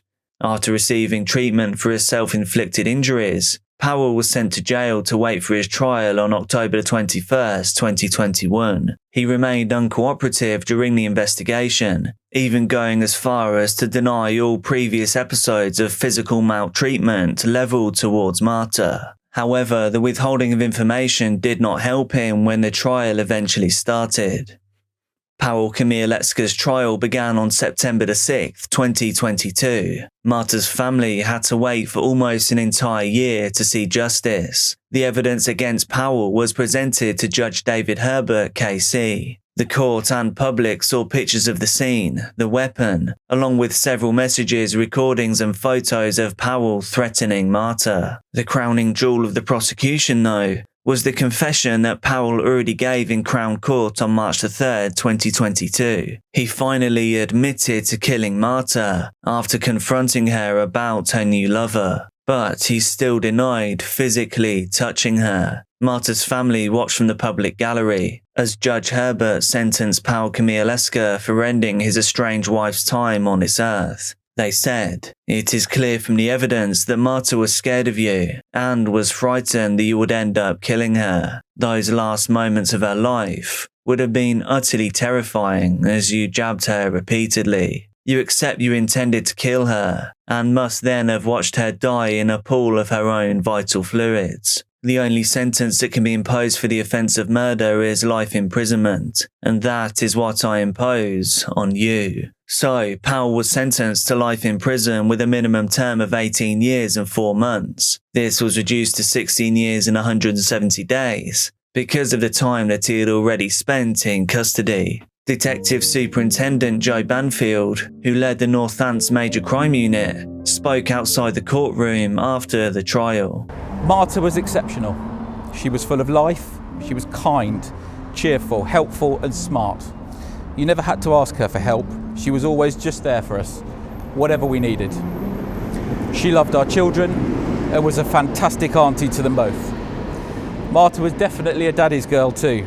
They had such a bond and such a loving relationship. After her death, her father began stuttering and now finds it very hard to communicate at all. He has really suffered, as have we all. Marta had so many plans and dreams. She was independent and confident, and we loved her so much. It's never going to be the same without her. Losing Marta has changed our whole lives. Please, I've just come back to my flat and the door was locked, so I crawled through the window and my flatmate's covered in blood in the bathroom. Oh my God, she's dead. Alice Ruggles, who was born on Christmas Eve in 1991, was the second youngest of 4 children born to Clive Ruggles and Sue Hills. She enjoyed a close-knit relationship with her siblings as they grew up in Leicestershire, England, in the quiet village of Tare Langton.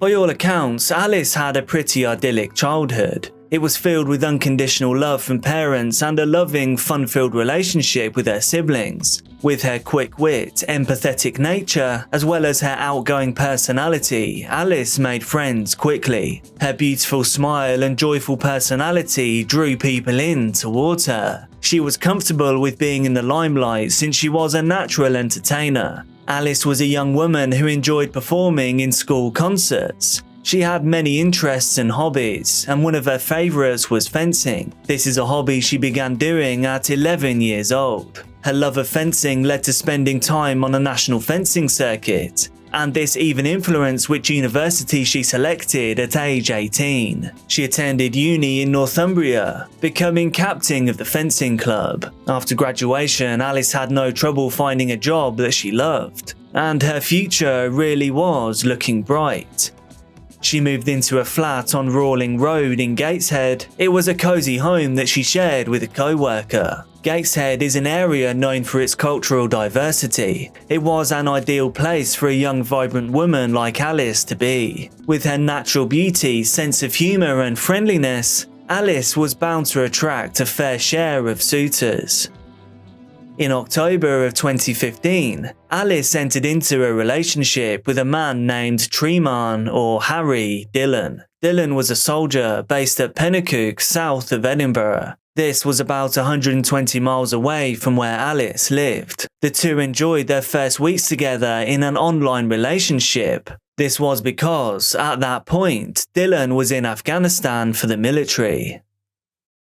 In January of 2016, Alice and Dillon met in person for the first time after their whirlwind online romance began. Dillon was able to make the trip because he was on a short period of leave, and he then returned to the UK permanently in April of 2016. Shortly thereafter, Alice's friends began to notice changes in her behaviour. Alice lost weight and was no longer happy and outgoing. She became withdrawn and kept to herself. This was a stark contrast to her normal habits of socialising with others. Her family became concerned about how unhappy she appeared, and even her work performance was beginning to suffer. Alice's world had changed because of Dillon's criticism of every aspect of her life. This included her appearance and her friends and family. He demanded that she focus all of her attention on him. Alice's friends and family became concerned with how Dillon contacted her so frequently, and they could now see that he seemed to be in control of her every move. The relationship between the couple had a lot of ups and downs. Some days everything seemed great between the two of them, while other days were filled with problems and arguments. As their relationship continued, Dillon often demanded to know what Alice was wearing. He wanted to know where she was going, and which people she would be seeing and when. If she didn't respond to his messages quickly enough for his liking, he would start contacting her friends and family, urging them to ask her to respond to him. Occasionally, Dillon would drive almost 2 hours from his barracks just to show up unannounced at whatever place he knew Alice would be at. During this time when Alice had become even more withdrawn, and as her friends were more and more worried about her, a woman reached out to Alice to tell her that Dillon was on a dating website, and that he was pursuing other women romantically. As proof, this woman sent Alice screenshots of the messages that Dillon had been sending to her. Alice quickly broke off her relationship with Dillon when she heard of this infidelity. This, to all intents and purposes, was the perfect out. Dillon, however, denied he was talking to other women. He even tried to make Alice feel guilty for not believing him. Despite his apparent relationships with other women, Dillon was not prepared to let Alice go. With his control of Alice slipping away from him, he attempted to win her back. For weeks, he sent Alice a barrage of texts and emails. He called her relentlessly, and he even continued to speak with her friends and family. He sometimes sent her more than 100 messages a day. Occasionally, he was sobbing uncontrollably throughout the voice messages that he sent to her. Alice, please. Please, I can't do it.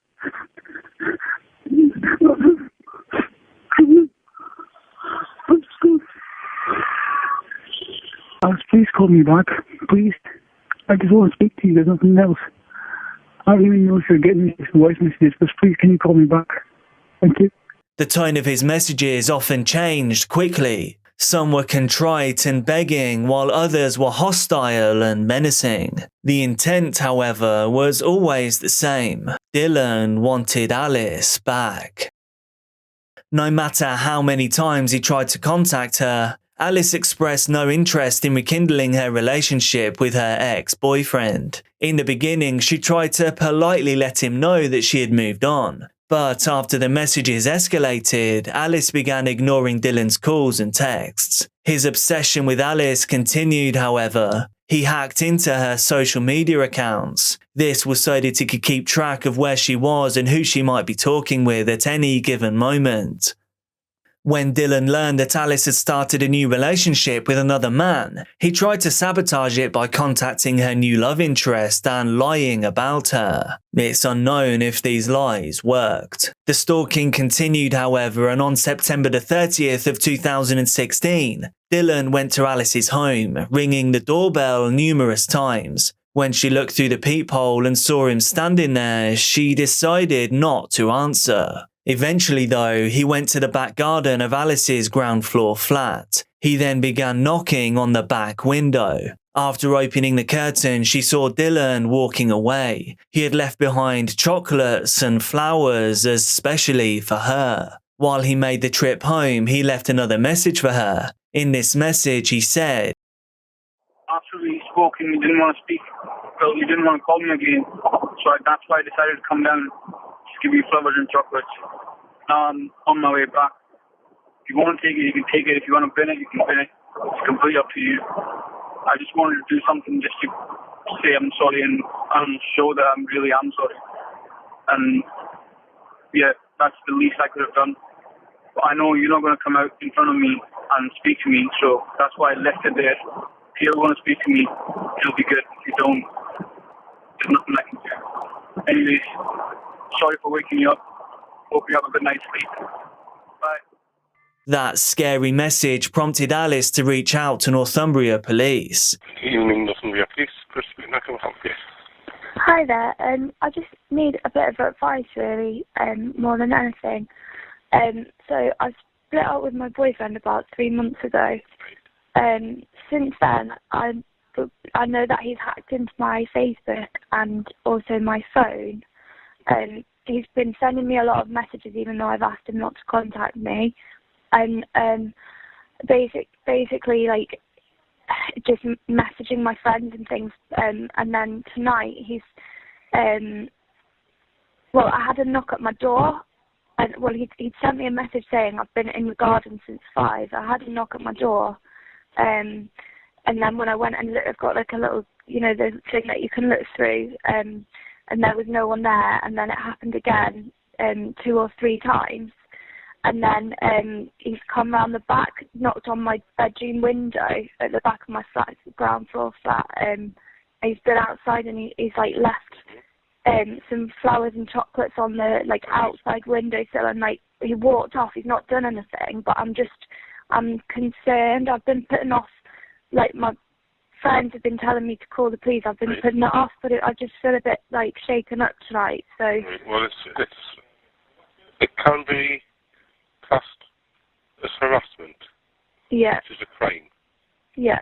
If you know any contact from him, there's a number of things you can do. Yeah. You could go to a solicitor and take out an injunction. Yeah. Keep them away from you. Yeah. Or report it directly to the police now, and we can issue them with a PIN notice, which means if he ever comes near you again or contacts again, he'll be arrested. Okay. So which would you prefer? Can I try that option, please? Yeah, of course you can. And your name, please? Oh, sorry, it's Alice. What's he called? Well, his name's Harry Dillon, but he's got like a Sikh name, which is Trimmon. He lives in Edinburgh. He lives in Edinburgh. Yeah. So he's like driven down. So he's constantly contacting you by phone or text or? Yeah. Well, I've blocked his number. We've got 2 phones. I've blocked both numbers. So he's been sending me Gmail messages. I haven't blocked him off Gmail because I don't want him to start emailing my work email. Then he's also made a fake Snapchat account to try and contact me on. We'll need to get the Edinburgh police to go and serve him with a pin notice. Okay. But, well, what I'm going to do, I'm going to see if we can make an appointment to come and see you. Yeah. In the morning. Yeah. We'll get the details. Thank you. Alice seemed almost embarrassed to contact the police about the behaviour of an ex-boyfriend. While a police information notice may sound intimidating, it carries essentially no consequences if broken. They are handed out to people who police believe may have done something wrong, but something that they can't be arrested for, such as allegations of harassment. But the fact that Dylan would be told by the police to stop contacting her did give Alice a sense of comfort. She believed her ordeal might finally be ending, and now she could finally get on with her new life without her ex-boyfriend pursuing her. Dylan, who was still living at the military barracks near Edinburgh, was contacted on October the 3rd by the police about the police information notice. However, he wasn't arrested nor was he detained. While the police did speak with Dylan's superior, they did not contact the police in Scotland or the military police. Several people who knew Dylan and had heard about the police information notice told him to stop all contact with Alice. But instead of listening to that advice given by his colleagues, within days, Dylan sent Alice a package containing a letter and other items that reminded him of her. In the letter, Dylan said he would no longer be in Alice's life. It turns out the police information notice hadn't seemed to discourage Dylan from contacting Alice. Instead, it appeared to have made him angry. When Alice received the letter, some of her loved ones urged her to contact the police again, to tell them that the contact and harassment hadn't stopped. So Alice contacted the police for a second time.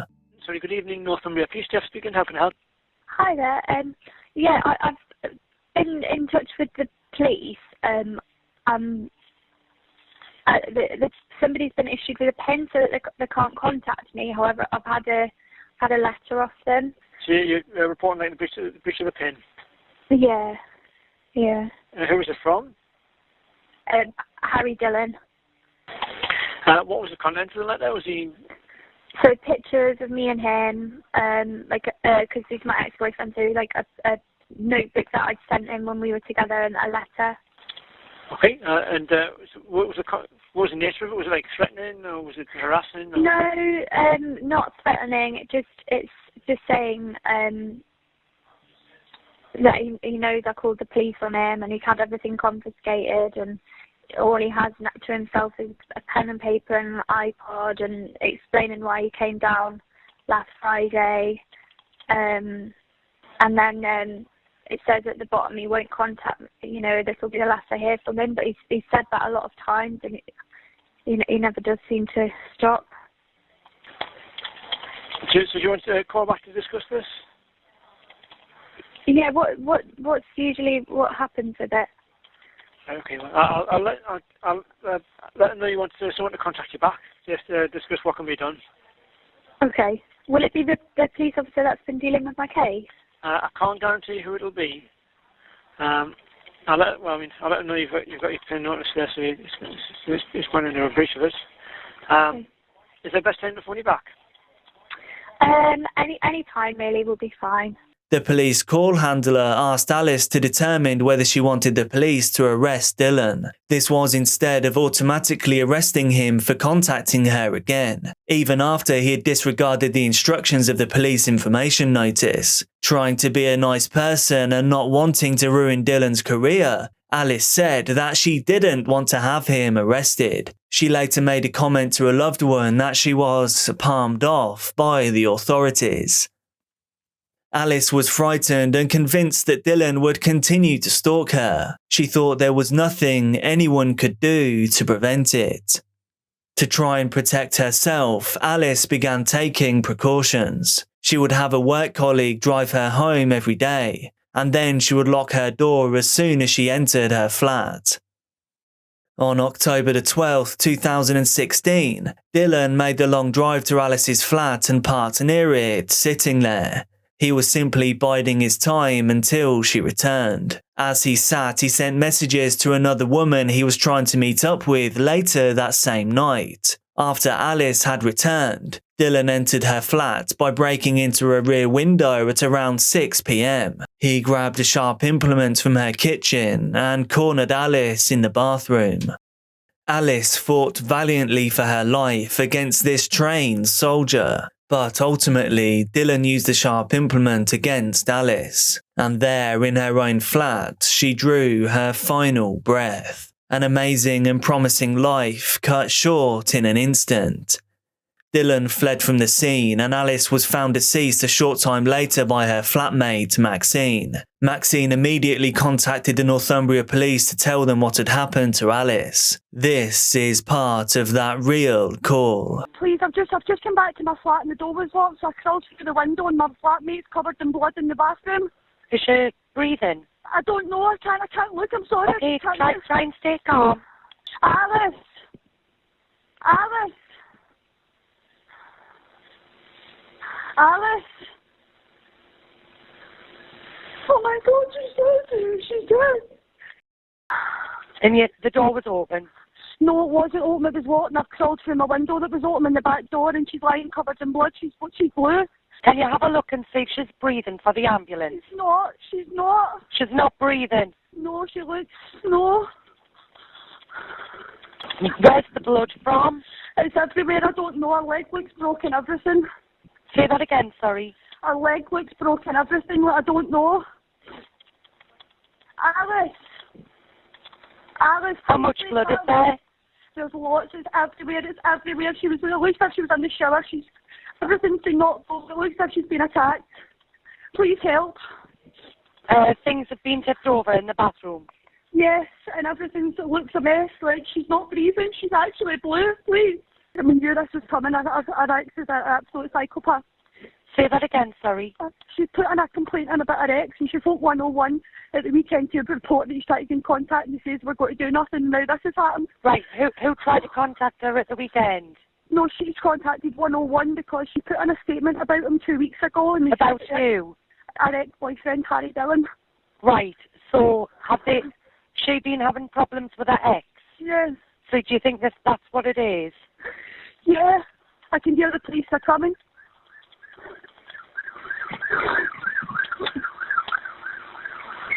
Yeah, they're saying they're at scene. I'll wait with you until they're actually with you. Thanks to Alice's prior calls to the police about Dylan's troubling behaviour and the additional information that was supplied by flatmate Maxine, the police quickly zoomed in on Dylan as a main person of interest. The police began searching for him right away. They found him just a few hours later after the attack. When he was located, he was trying to leave his barracks by scaling a wall. This was even though he claimed to know nothing of Alice's passings when he was found. The investigation into the incident, however, told a very different story to his. A medical examination revealed Alice's body had many bruises, as well as wounds located on her hands. These were determined to be from her trying to defend herself, bravely fighting for her life. In addition, forensic evidence tied Dylan to the scene. Alice's blood was found on the steering wheel of his car and on his bracelet. Dylan's story quickly changed when he realised there was a lot of evidence against him. Evidence that linked him to the scene, and evidence that he had repeatedly threatened Alice. Even with the evidence mounting against him, Dylan was still determined to dodge any blame for the crime during his trial. Alice Ruggles was found at her home address in Gateshead and she'd been murdered. Mm-hmm. Did you murder Alice? No, I did not murder Alice. Do you have any knowledge of this? No, I don't have any knowledge of this. Were you present when this murder occurred? No, I wasn't. I've been told exactly what happened to her. And how you cut her throat. No comment. Are you looking back? Are you? Do you remember what happened? No comment.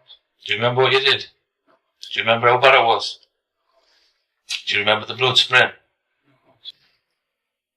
I'm being told that you suffered. She must have known what was happening. Because she didn't die straight away. You've got 4 tiny little scratches on your face. Her throat is slit open through the voice box. Sarah, you for 2 days showed no remorse whatsoever. You said you loved her. You didn't love her. You thought if you can't have her, no one else can have her. That's exactly what you thought, because she doesn't want you. Is that the truth? No comment. Why are you no commenting now? Because you're guilty. How can you do that to someone you love?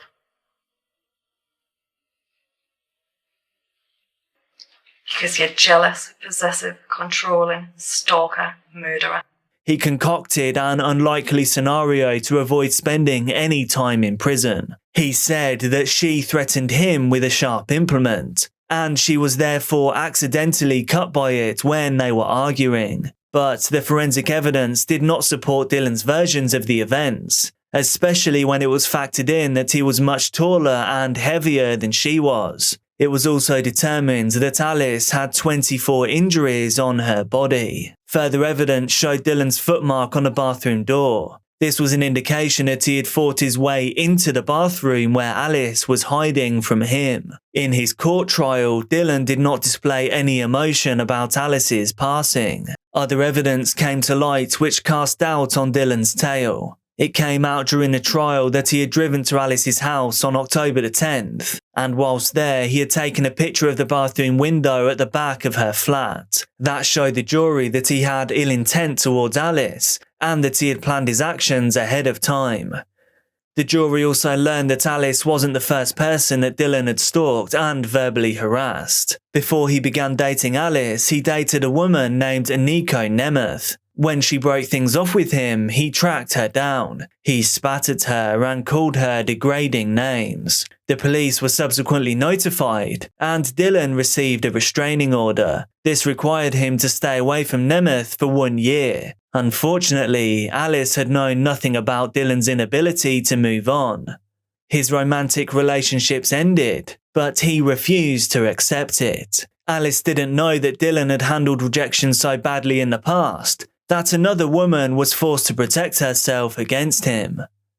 In the end, the jury didn't believe Dylan's story about Alice allegedly attacking him. Although the guilty verdict was a big relief to Alice's parents and other family members, they realised that there were other women who were dealing with situations like Alice had. Looking back to their first meeting with Dylan, her parents said that they saw nothing in his behaviour that would have suggested he would later become violent towards their daughter. They also understood that their daughter may have survived if police officers did more to help women who are being stalked. While they couldn't bring Alice back, they hoped they could implement changes that could someday save other young women. Working with the police, they helped develop a protocol for processing stalking and harassment allegations. Alice's parents started a trust in which they could teach others about the threat of stalking and help other women who may be in danger. Dylan was found guilty and he was sentenced to a minimum of 22 years in prison.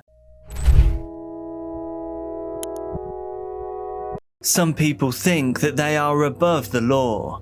You know the type, born into money, never done an honest day's work in their life.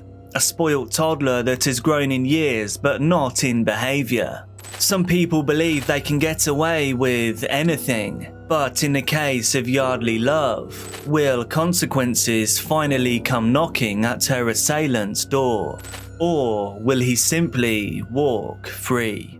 Yardley Love was born on July 17, 1987. She grew up in Baltimore, Maryland, with her parents John and Sharon, and to all intents and purposes, she had a wonderful childhood. Her family was wealthy and she wanted for nothing. She attended an all-girls private school called Notre Dame Prep. There she joined the varsity lacrosse and field hockey teams, and in 2006 she was an all-country lacrosse player. She went on to go to the University of Virginia. There she majored in political science and minored in Spanish. Of course, she also joined the university's lacrosse team, and it was there during her freshman year that she met George. George was a typical wealthy jock, but the two hit it off immediately. They had a lot in common, from their families to their educations and their passion for sport. But they also had their differences. George was a big drinker. He just loved to party. But Yardley was not so much. About a year into their relationship, Yardley started having second thoughts. In 2009, one of George's teammates walked Yardley home one evening. This was just an innocent occurrence, but George couldn't get it out of his mind that the two might have kissed. This was despite them both repeatedly denying it.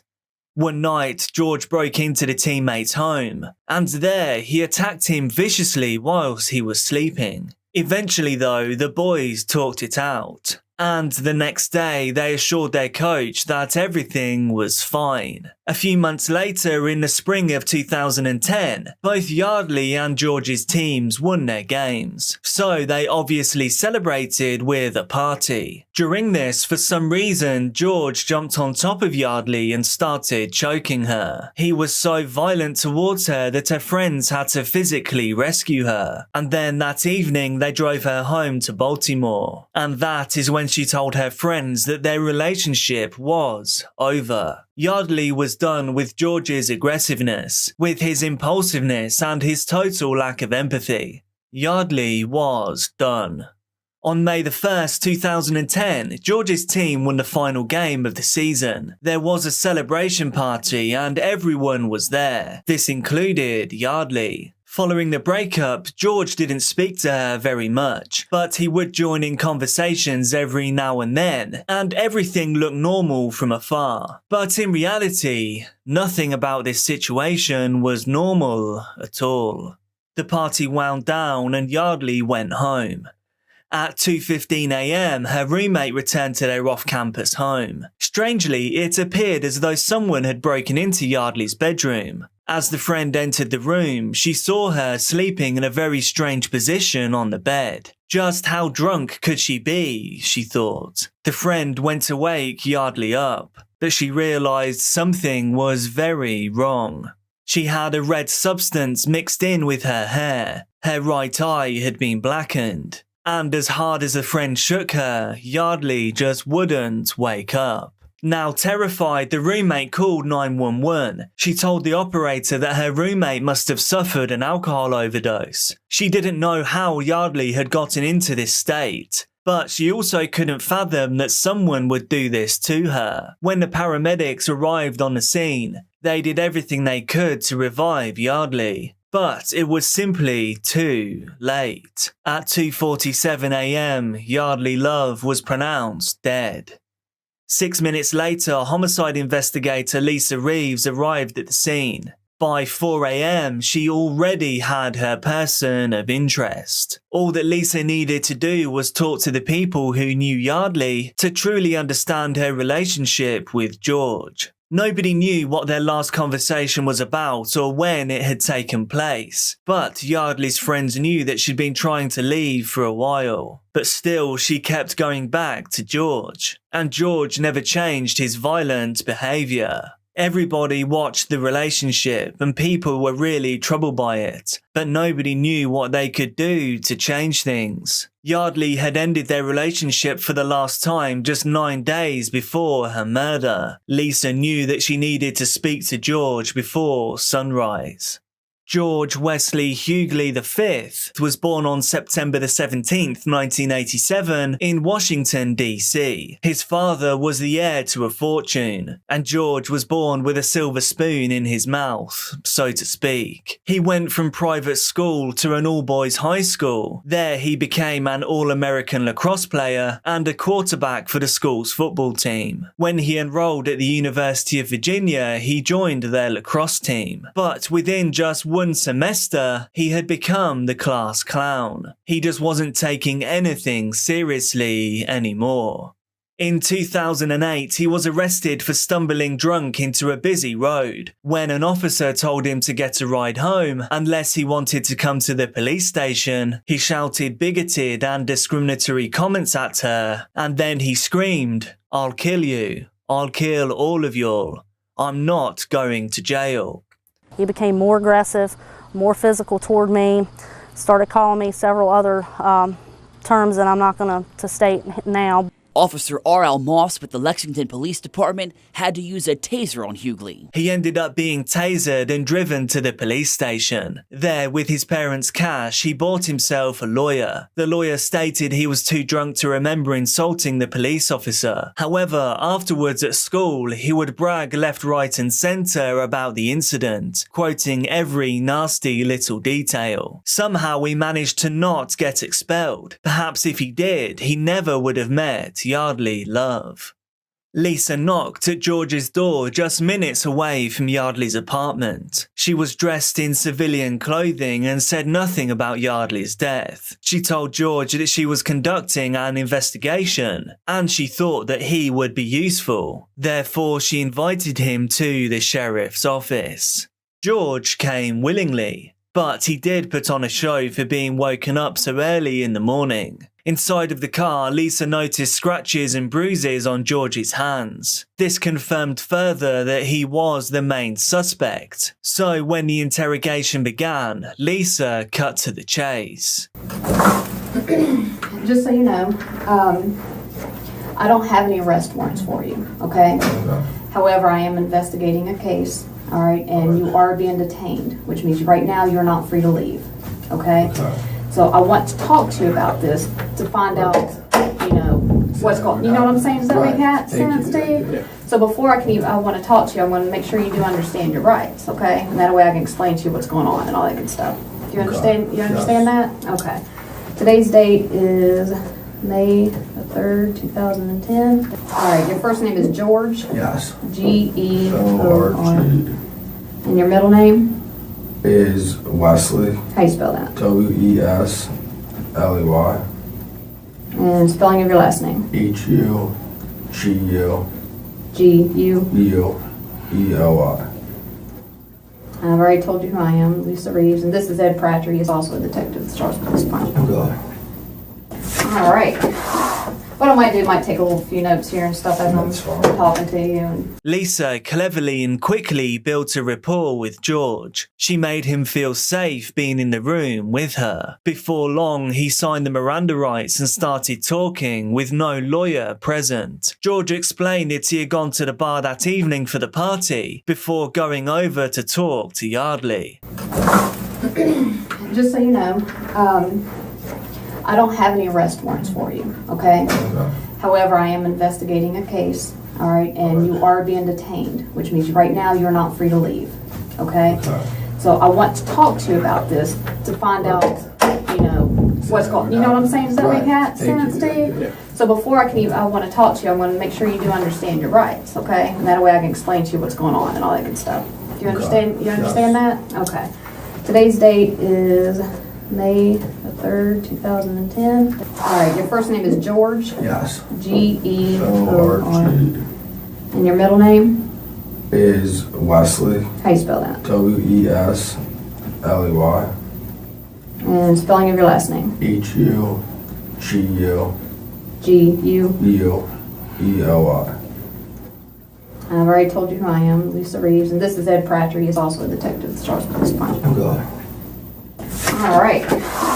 What I might do, might take a little few notes here and stuff as I'm talking to you. And I drank a few beers when, I went to the bar for a little while. I went to Boylan Heights. Well, okay.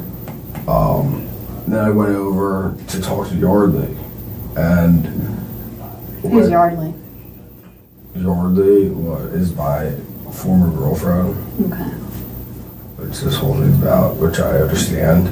But when I went over to talk to Yardley, I was like, Yardley, and she was already totally freaked out because of what she did this past like a few days ago, and we hadn't talked since, and I was just gonna go talk to her. And she was already like, freaking out. He referred to her as his former girlfriend. He said he'd found out that Yardley had slept with a lacrosse teammate of George's just a few days before, and he wasn't happy. They had already broken up by this point, but this still didn't sit well with George at all. She started being getting all aggressive after this, and so I was like, all right, chill out, and shook her a little bit. And she started being freaking out, and I was like, listen, I'm not here to do anything. I'm here to talk to you about everything that's ensued in the past week. And she was started being no, hitting her head, stop, she was in the corner, I was sitting on the bed, I was like, stop, and I was like, Yardley, what the hell, we were just gonna talk, and it was not at all a good conversation, because that's she was already freaking out with just even seeing me there. What happened next? What happened next, and she kept hitting her head against the wall while she was sitting on the bed, and I was I grabbed her and I shook her. I was like, stop, we need to and looked at her. I was like, we need to talk about this. And I was holding her arms and stuff, but I never struck her. I never hit her in the face or anything. I was just we need to talk. And she was so what's the word? Floppy, a fish out of the water. All this, all because of what happened last week. And I was listen, I'm not here to fight with you or do anything, here to talk to you. And and she was no, get away from me, all this and that's what happened. I left, she was in her bed. I think her nose was bleeding a little bit, but she was in her when I left, she was still in her bed. Somehow we ended up, I was resting her on the floor, and I was just stop. I just and I was holding her, but I never struck her or anything. And I think that might have been when her nose started to bleed. Actually, it was when I was holding her on the floor, being listen, you came and attacked me. I wanted to talk to her about, everything, because I got all these, whatever, text messages, from her and all this stuff. And so that's when I was holding her, but not forcefully, and then then I guess that's when her nose might have started to bleed. Was when it rolled like that, her face on the ground, and her nose started bleeding, and then the conversation, I could tell, was just it was not going anywhere, and nothing was happening. No amount of years of prestigious schools taught George to be cautious or carefully construct his sentences. He implicated himself as a trespasser and as an attacker, all whilst thinking that he was justifying himself in the situation, claiming his innocence.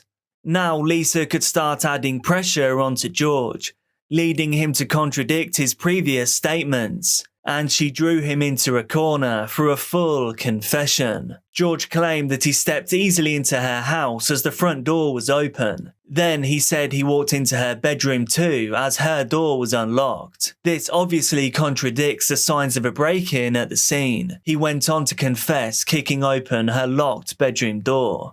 Her front door was open, her room door was closed. I knocked, Yardley, she heard me open the door and went in. All right. Went in where? To her room. All right, straight to her bedroom? Straight to her bedroom, yeah. How'd you get through the door? Her door or the front door? Her door. Actually, it might have been locked. It was. Yeah. Actually, yeah. Just be honest with me. Yeah, it was locked, yeah. Because I think I put a hole. Yeah. You punched a hole through the door? Pretty sure, actually, now. Yeah, I used to have that, yeah. All right. Why'd you do that? Because I want to talk to her, because she's been sending me emails. Was she telling you to leave, or? Well, I guess, yeah, once I was in her room, she was like very like, you know, like, Harley, not like, I don't want to talk to you, like all this stuff. Like, you know. What was she wearing? What was she wearing? I think she was in her bed. She was in her underwear and t-shirt. Okay. We were like wrestling and we stood up and I tossed her, I pushed her onto the bed. I was like, go to bed, like, I'll talk to you later.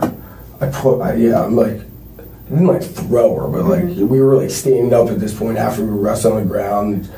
She had like a bloody nose. And I was like, go to bed.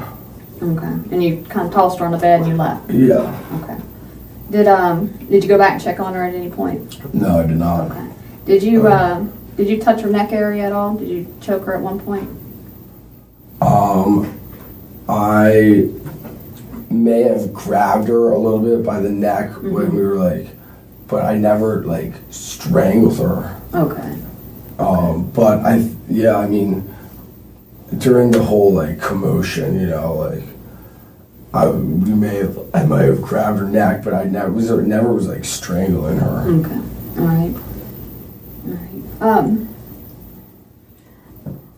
I'm going to go check on something really quick, and I'll be right back. Okay? Do you mind if I use the restroom? Actually, hold on 1 second. He said the bruising on his hands was from lacrosse. When asked why they broke up, he said it was because they were from different areas and had different plans for the future. He never mentioned that his alcohol or violence issues were the reasons that Yardley had left. He also admitted that he took her laptop when he left her apartment. I'm sorry, my phone was going off and I had to take that call. I really apologize. I know you got to use that phone 1 second, just want to kind of make sure whenever everything I wanted to talk to you about. All right. Was anybody else there? Just the two of you? No, our roommates weren't there actually. Okay. Excuse me. Okay. When you left her apartment, did you take anything with you? No. Nothing at all? In her bed. All right. Because I think we're not, her laptop is missing, I guess. Did you grab it for any reason? Yeah, I did actually. You did? Okay. Is it at your apartment? Yeah, Okay. somewhere in my apartment. I can give it to her. Why'd you grab her laptop? Because I was so pissed that she wouldn't talk to me. I was like, I don't know. I like took it almost as like collateral, I guess. I don't know. It's not reasonable logic, but right. Okay. I don't know. Did you take anything else besides your laptop? No. Nothing. No. Okay. I mean. All right. So when you left out of there, I mean, you saw that she was bleeding on her nose. Did you try to call rescue or anything to make sure she was all right? No, I did not. No. Why?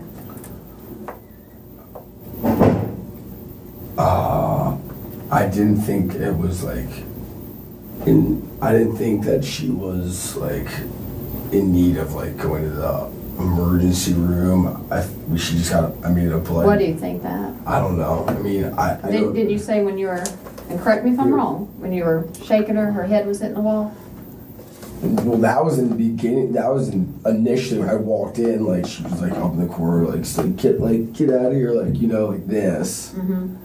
Like, At any time when you were shaking her, did her head bang the wall? Did you shake her into the wall? I know you already said you didn't punch her and stuff. I wasn't like throwing her into the wall. Like, I mean, we were sitting on her bed, which is against the wall, and I was and I was like, you're like, and like, I mean, maybe, like, I wasn't hitting her against the wall, but like, when she's like sitting there in the corner of like, if it were like this, and I'm like, you're like, you know, and I was like, what the fuck was that about? Like, that's such bullshit that you like do that, like, you know, I mean, possibly, I was like, you know, that's such a like bullshit move, like, would like, you know, like, ever like hitting her, like, what are you like doing, like that, like. Okay. She has a pretty good knot on her head. That's why I'm asking how you can explain how that would have happened. I mean, I don't even know when that, a knot? I mean... Like on the side of her head, she's been hit pretty good right there. So I'm just trying to figure out, did you hit her with something? No. Was that her head into the wall? never touched her or struck her or anything. Well, you touched her. You had your hands on her. I said never struck her. Okay. Never at all, like... Well, I'm trying to figure out why she's got why. a black eye and why she's got a big lump right there. I mean, we were, I mean... So you never hit her with anything? I don't know Is that what you're saying? You never hit her I don't know how. With anything? So she's got a... So, okay. All right, no, that's fine, that's fine. All right, Throughout his teenage and adult life, his violent drunken outbursts were protected by his family, his friends, or his lawyers. But this time, he was alone. Did you want to continue to talk to him a little bit? You know some stuff? No, we'll talk this real quick. All right. I'm going to hold on your phone right there. We don't allow anybody to use their phones in here, okay?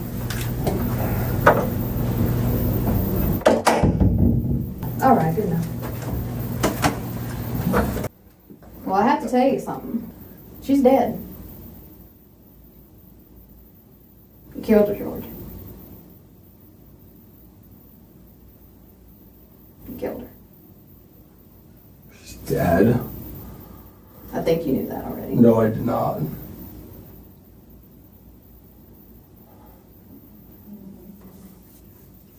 She's dead? How the fuck is she dead? Because you killed her, George. How the fuck is she dead? Because you killed her. Oh my god. We're not here for any reason, George.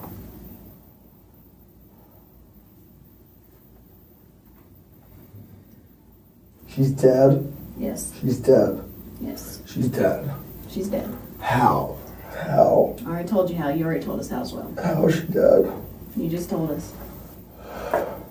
How is she dead? How is she dead? I didn't strangle, I didn't fucking hit her. How the fuck is she dead?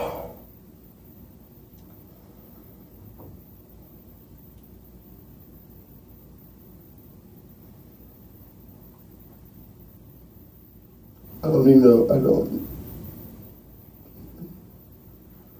She's dead? Yes. How the fuck is she dead? Oh my god.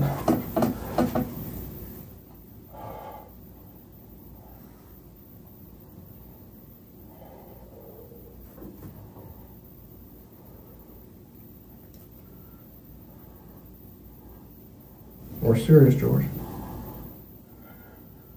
On May the 2nd, 2010, George was handcuffed and charged with murder. Alright. Well, just out of protocol, what we gotta do is stand up for me, George. Go ahead, put your hands behind your back for me. Turn around. Relax. Relax, you'll be alright.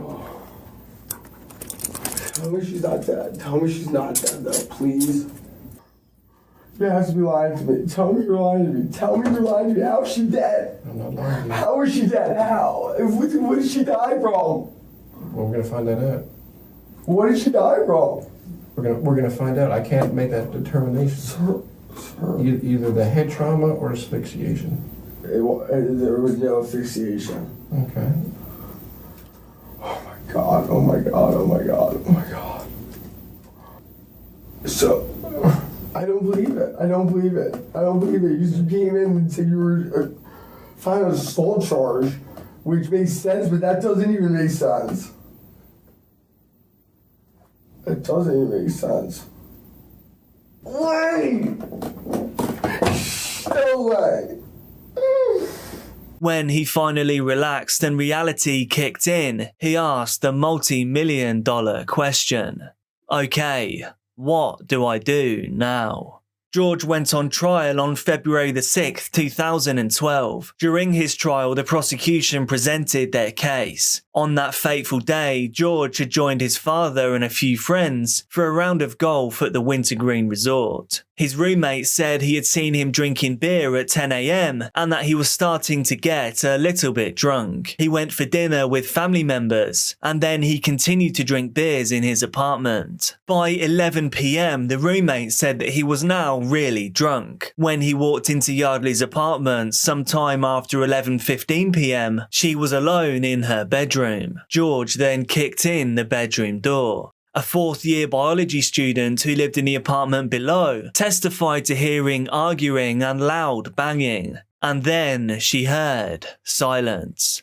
The prosecution deduced that there was a verbal and physical altercation, an altercation in which he slammed her into the wall and shoved her onto her bed. This altercation caused blunt force trauma that eventually ended the life of Yardley. He then took her laptop and walked out of her bedroom through the apartment and down the steps to 14th Street, where he threw her laptop in a dumpster. When this laptop was recovered, they found email correspondence between the two. George had been threatening her in the days prior. He was trying to act like the victim of a cheating girlfriend, but detectives found that on the day of the murder, he was openly flirting with 3 women on his phone. In other words, he had a very bad case of double standards. Several of his close friends would testify against him. They confirmed that he regularly behaved drunkenly and violently. George's lacrosse teammates testified to witnessing George strangling Yardley just months before her murder and attacking his teammate in his own bed. During the trial, a tragic twist was revealed. One medical expert revealed in the courtroom that following Yardley Love's brutal beating, had George or anyone else called for help, she may well have survived. Yardley lived for 2 whole hours before succumbing to the head trauma.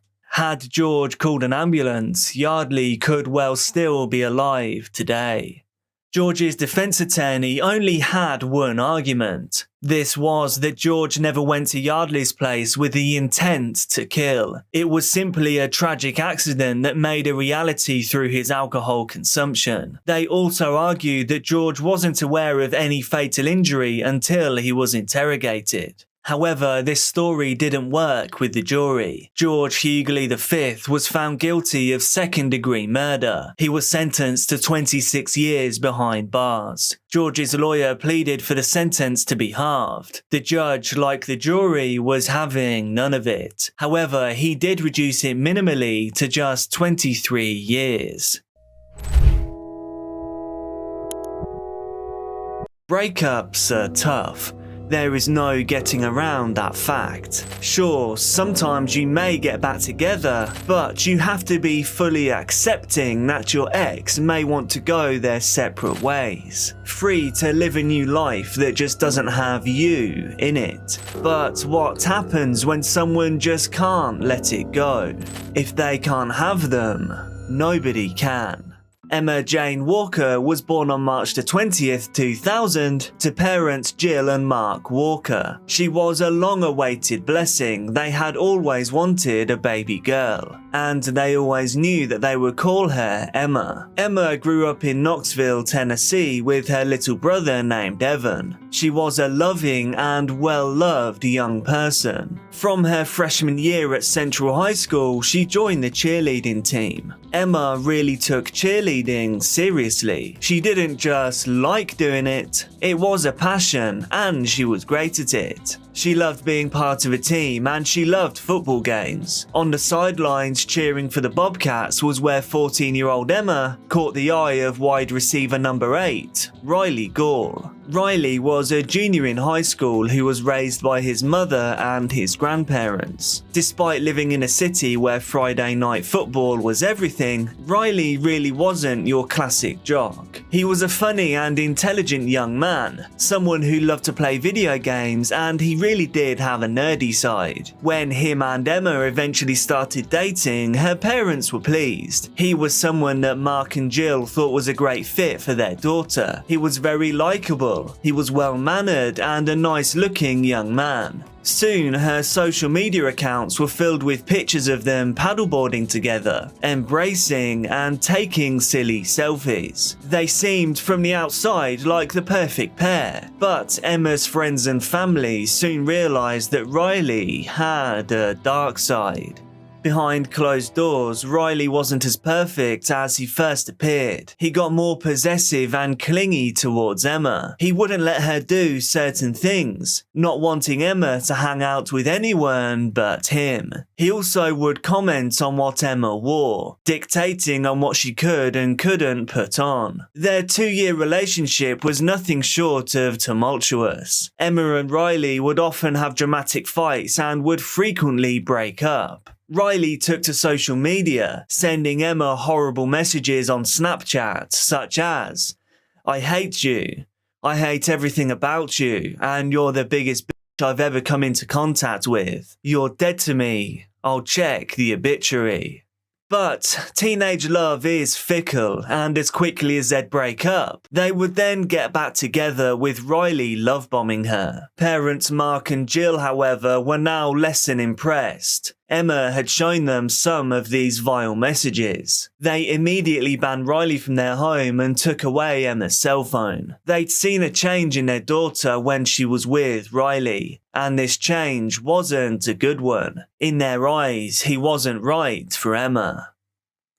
In the fall of 2016, Riley went off to Maryville College, just 17 miles south of Knoxville. This left Emma just starting her junior year in high school. Mark and Jill decided to resort to drastic measures. They grounded their daughter in an attempt to keep the couple apart. She was not allowed to leave the house unless it was for school, work, or cheerleading. But to their surprise, Emma realised that she did indeed deserve much better than Riley. Around Halloween time that year, Emma decided that she had had enough of their dysfunctional relationship. She ended things with Riley once and for all. Little by little, her parents began seeing changes in their daughter. She was turning back into the old Emma now that she was out from under Riley's thumb. She would come out of her room, eat dinner and socialise with the family, something she hadn't done for a long time. However, kind of predictably, this breakup didn't sit well with Riley. He took drastic measures to get Emma's attention, and this wasn't just repeated phone calls. There was an attempt on his own life, and an occasion where, bizarrely, he faked his own kidnapping. Yes, you heard me right. Emma was at a party at a friend's house. She was loving her newfound freedom without Riley breathing down her neck. At around 11:30 p.m, however, Emma received a text message from an anonymous number. The message read, "Go to your car with your keys. Go alone. I've got someone you love. If you don't comply, I will hurt them eventually." There were more messages and they got more and more menacing. Another one read, "If you like to hear his crying and screams, give him a call." However, Emma wasn't dumb. She just suspected that maybe Riley had something to do with this, especially since he knew she was out at a party enjoying herself. Emma and her friends then went outside. There they saw Riley laying face down in a ditch. Now guys, I know I shouldn't laugh at this stuff, but if you actually picture this happening, it is absolutely crazy and undeniably pretty funny. Anyway, back to the case. Riley then claimed that he'd been kidnapped, but he couldn't remember anything about it because his captives had hit him on the head. But obviously, Emma wasn't buying any of his story. She knew that this was a cry for attention and she just walked away. She left Riley stood there looking foolish. Riley didn't take this as a sign to give up, however. The very next day, Emma saw a man dressed in black outside of her house. Terrified, she reached out to the only person she knew that she thought could help, Riley Gall. She said to him, "I hate you, but I need you right now." To which he replied, "I'm coming, I'm speeding, just give me a minute." When mother Jill Walker arrived home just a short time after, she saw Emma outside with Riley. And remember, Riley was banned from their house, so she was understandably furious. Jill demanded that he leave, and she suggested to Emma that the man in black had probably just been Riley all along. And I, for one, agree with Jill. Afterwards, Emma texted her friends. She said, "I'm home alone and somebody in black walked down my street and came to my door and rang the doorbell over and over again. I thought I was going to die." Little did Emma know of the foreshadowing that this message held.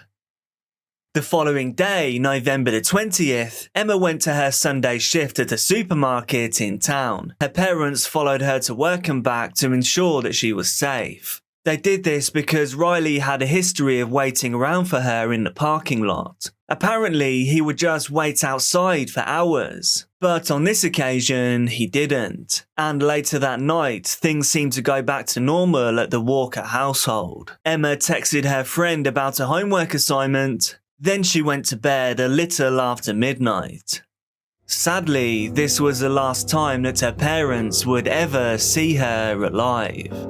At 6 a.m. on Monday, November the 21st, Jill went into Emma's room to wake her up for school. Emma was unresponsive. As she got closer, this mother realized her beautiful daughter wasn't just sleeping late. In fact, she wasn't sleeping at all. Emma Walker was unresponsive and no longer breathing. I just tried to wake up my daughter for school, and she has no pulse. How old is she? She's 16. You said that she's non-responsive? Yeah, her tongue's hanging out of her mouth. Stay on the line. I'm transferring you to Rural Metro. Emma's light had been snuffed out by a projectile from a firearm to the head. One single bullet had hit her behind her left ear, and a second bullet was lodged into her pillow. In total, 2 bullets had been fired into her bedroom from outside the family's single-story home. Further investigation revealed 2 shell casings a yard outside. An officer on the case, Lieutenant Alan Merritt, started interviewing friends and family members and noted that the same name was coming up over and over again. This name, obviously, Riley Gall.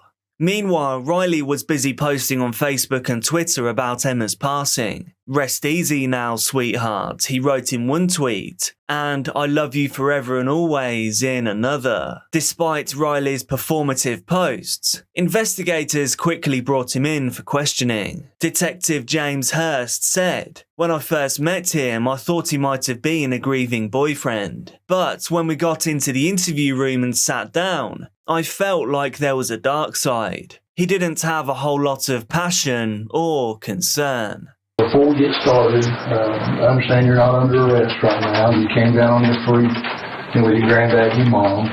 But because you're in a secure area, I have to read you your rights, okay? Because basically if you're in a position that you can't get up and leave and get out on your own, they technically look at that in court as being in custody. But understand you're not in custody. I've not put handcuffs on you. I've not told you you've been charged with anything or anything. It's just a formality. While we're waiting on him, tell me a little bit about yourself. I know obviously you played football at Maryville College. Mm-hmm. I'm assuming you played football in high school? Yes. What position? Wide receiver, cornerback, punt returner, kick returner, punter. Must be pretty good. Yeah. And she was kind of acting frantic over the phone, and she said that someone was trying to get into her house. Somebody was dressed in all black. They had a face mask on. She said that she saw them. She said she thought they were just taking a walk in the neighborhood, and then when she passed them to pull into her driveway, they put on a pair of glasses, and they started, she said they kind of sped up, so she went into the garage and shut the garage, and that's when I dropped all the stuff I was in at my stepdad's house and drove all the way to her neighborhood. Did you say she texted you that information? She texted me she was asking if it was me at first, and I told her no, what's going on, and that's when she FaceTime called me. She was crying and freaking out, so I said, okay, give me a minute, I'll come down there and check it out. I went to her backyard, made sure, nobody was back there, checked under the porch and everything. Looked up and down the street. 4:30, I fell asleep. Fell asleep around then, and that's when I woke up to people calling me about what had happened. Well, first he had texted me, and he was like, "Hey man, I'm sorry about what happened." So I was like, "What are you talking about?" And he called me after that, and he said, "Did you not hear what happened?" I said, "No, what are you talking about?" And he said, "They found Emma dead in her bed this morning, or unresponsive is what he told me." And that's when I started freaking out, having a breakdown. So my parents, or my mom and my grandmother, were coming out to campus to get me. They probably got there around 9-ish, 9:30, somewhere around there. Tell me what you know about Emma's passing. I know there's been all kinds of rumors and speculation. What have you heard? I've tried to tune all of it out because I've heard so many different things. I've heard she just passed in her sleep. I heard she tried to commit. I heard a stray bullet came through the wall, but that made no sense to me because it's her room. If a stray bullet hit the wall, it would have to be from the backyard because that's where her window is. I don't know, that one didn't make sense to me, but those are the main three. Riley told the police that he'd been trying to speak with Emma that weekend, but allegedly she refused to engage with him until he helped her write a paper. He went on to claim that on Sunday night, he used one of his friend's phones on campus to call her. He said that this conversation didn't go very well. Supposedly, Emma blocked the number after she was abusive towards Riley. Afterwards, Riley told detectives he went over to his grandparents' house, but he said it was only a brief visit and then he drove back to his college. Once he was there, he said he cried in his car for 2 or 3 hours before going to bed. Riley's interview was disconnected. It seemed rehearsed and deliberate. But although the interview was indeed suspicious, police had no solid evidence that they could use to arrest Riley. That was until 2 of Riley's close friends gave detectives the break that they needed. Riley's college friends Alec McCarthy and Nora Walton quickly told investigators that Riley had displayed some concerning actions ever since Emma had broken up with him. They told them all about the fake kidnapping incident and the harassment, but they also had information that proved to be paramount to the case. On Saturday, November the 19th, the very day after Riley's fake kidnapping, he told Alex that he stole his grandfather's gun, a 9mm Glock pistol, in order to protect himself. However, his grandfather stored the gun in his car and actually reported this gun missing. Riley later asked Noah how to get fingerprints off of the gun, and he then eventually asked both of these friends to help him dispose of the weapon. Riley swore to his friends that he had not killed Emma, but he wanted to toss the gun into the Tennessee River because he was worried the police would unfairly connect him to the crime if they ever learned that he had it. When questioned about the gun, Riley claimed that he didn't know where it was. He denied showing it to Alex, and he also denied asking Noah about removing the fingerprints. The evidence was damning, but detectives wanted a smoking gun, so to speak. Alex and Noah agreed to team up with investigators to reveal the truth. And like something from a movie, they were fitted with cameras and microphones. And then they participated in a sting operation. During this operation, they accompanied Riley to dump the gun that he'd used to kill Emma. What you are about to see is really some of the most crazy footage I've ever seen. Sorry about him, dog. I want to be so upset, I can't, because I'm arrested and putting away for murder that I did. Never in my life would I kill someone that I love that much. Love you, bro. It sucks you gotta deal with all this, man. Trusting you guys, like, with my life, because, this is 70 years in jail if I get convicted of something I didn't do. Why can't you just give him a gun? It just needs to be gone. For whatever reason, it just needs to be gone. You guys don't have to come with me if you don't want to. I got your back, man. If it's in the Tennessee River, they will never find it. With the help of Riley's friends, police were able to intervene. They found Riley not only in possession of the murder weapon, but also the black clothing that the man was wearing outside of Emma's house. Riley was caught red-handed. He was arrested and charged with ending the life of his girlfriend, Emma Walker. Riley went on trial in May of 2018. His defense attorney, Wesley Stone, argued in court that he never meant to kill Emma, but he had fired the gun to try to scare her and get her attention. Stone also stated that Riley denied being the mysterious man dressed in black. He said in court, he never intended to cause her harm, never intended to cause her death.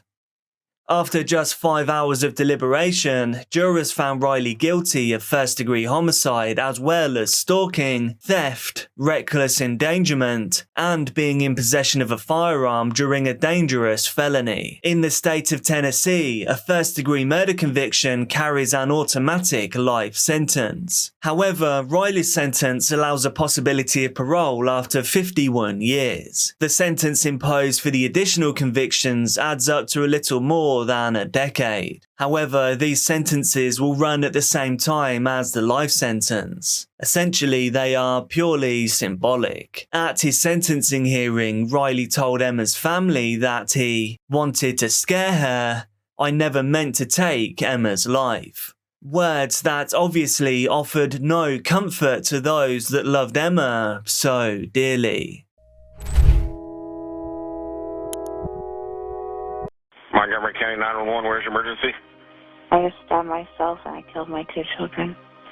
You stabbed yourself and killed your 2 children? Mm-hmm. Okay, and what's your name?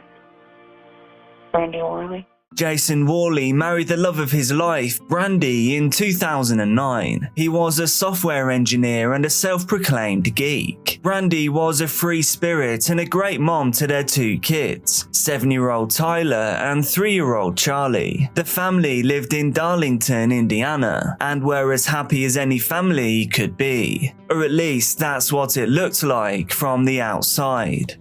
Behind closed doors, it wasn't all happy families. In 2015, things had started to grow tense. Jason had taken on more responsibility at work and was now working 60 hours per week. He was stressed, but he couldn't help but notice that Brandy was withdrawn. The 2 of them were now bickering more than ever. Jason wondered whether the 2 of them were growing apart, or whether there was more to it. In May, he noticed that she had added a password to her phone. When he confronted her about it, she told him she was planning his Father's Day present, and she simply didn't want to ruin a surprise. She couldn't keep a secret from him, and less than a week later, she told him that she was having their neighbor, a contractor, build a home office for Jason as a present. So maybe he was just overthinking. However, as nice as the surprise seemed, Brandy's behaviour was becoming more and more suspicious. She'd put her phone away suddenly if he came into the room. She was always texting and smiling at her phone. Jason was growing more anxious and he knew something wasn't right. He checked her phone on one occasion when she'd left it unlocked, and he found out that the person she was texting was indeed their neighbour, the contractor. However, the messages were not about the home office she was planning to build for Jason. As time went by, the neighbour would spend more and more time at the couple's home, but his office didn't seem to be moving forward at all. Jason needed to know that he wasn't just being paranoid, so he installed an anti-theft app on Brandy's phone, telling her he was installing an antivirus. This way, he could manually find her phone whenever he needed to from his own device. He also set a backup of her messages to his computer. He watched his wife texts as she tried to meet up with a neighbour, unsuccessfully. He also watched as Brandy made more plans to go to a show with a neighbour's girlfriend, leaving the men alone together to watch the children. That evening, he watched as she texted the neighbour while he was sat across the room from him. The nature of the messages was now intimately charged, and they were trying to arrange a time and place to meet. Then they did something that broke Jason's heart completely. They mentioned love. This wasn't just a physical thing. They were talking about love. Jason decided to confront them all when the women returned from the show. Brandy denied everything while the neighbor's girlfriend was in shock. Jason told Brandy that he'd had enough. He wanted out of their marriage. Brandy saw her whole life crumbling, and seeing that denying everything wasn't working, she adopted a more defensive approach. She blamed her husband for working too many hours and that she felt lonely. So she turned to the neighbor for company. She also told Jason that if they got a divorce, she'd make sure that he'd never get to see his children again, saying she would somehow prove that he was an unfit parent. He was terrified of losing his kids. After many fights, they decided on a temporary separation. This was in order to give themselves the time and space to think about what their next step may be. Jason would stay in their home and Brandy would take the children and stay at her mother's house. But this separation only made things worse. Brandy told the children that Daddy was mad at her, and that was the reason why they had to move out. Jason went to his in-laws' house to see his kids, only to find them crying and confused as to why their daddy didn't want to live with them anymore. So, in order to keep his children with him, Jason decided to stay with Brandy, burying the affair somewhere deep in his mind and simply trying not to think about it. His wife had won, and she knew it. She made him apologize to their neighbor, and he did as he was told for the sake of his children.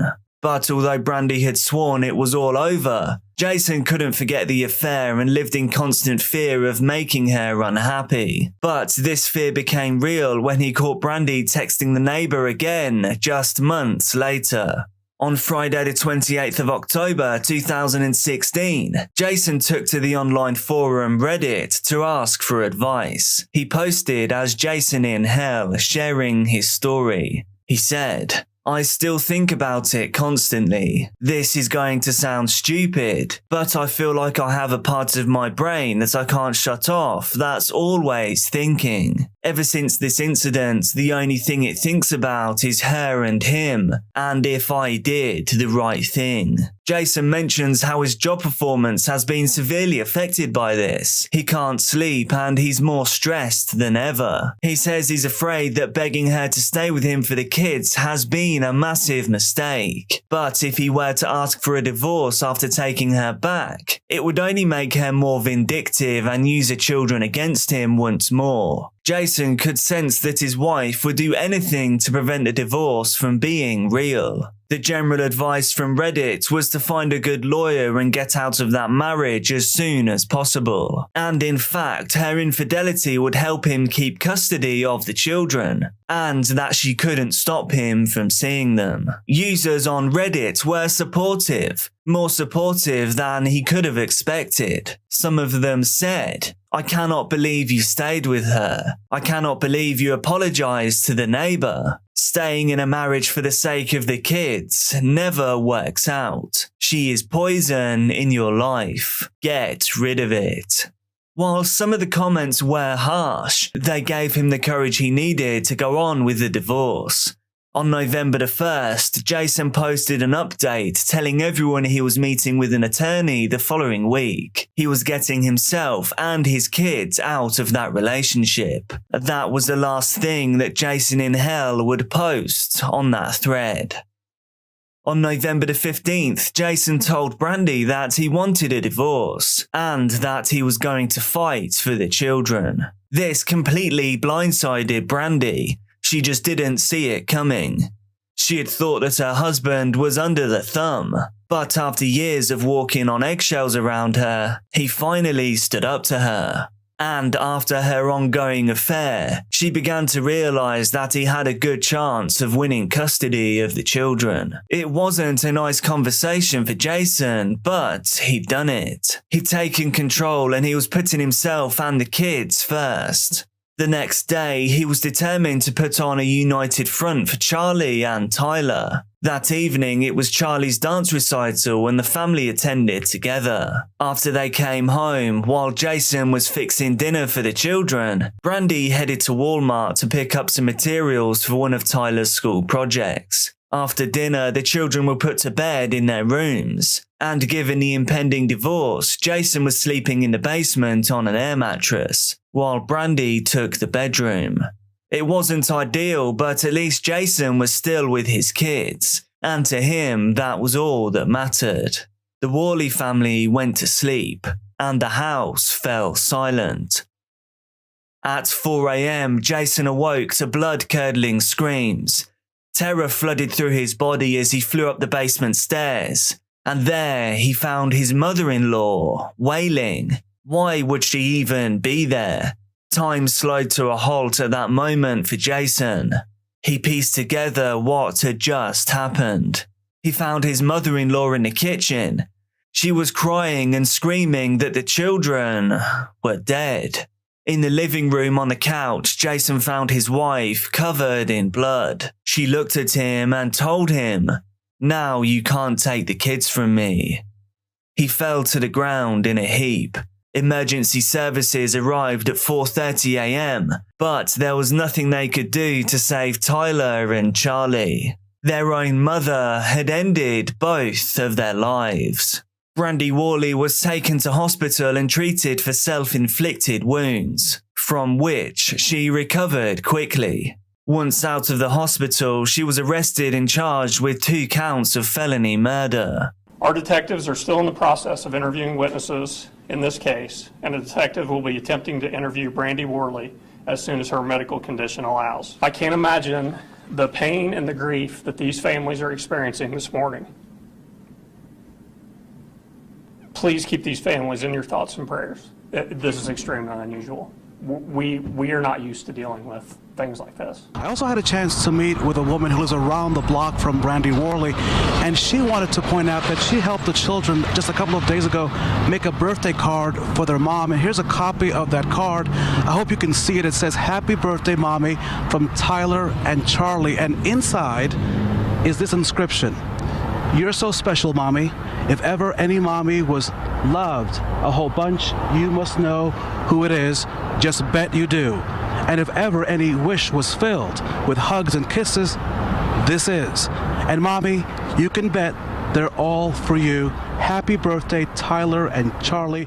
It was always a really good family. I mean, you couldn't ask for better people. Our son's best friend, and she watched our children, and we always got along. I don't see this side of Brandy. She was a great person. Investigators desperately tried to piece together the early hours of the morning to find answers, and Brandy gave them all the answers that they needed.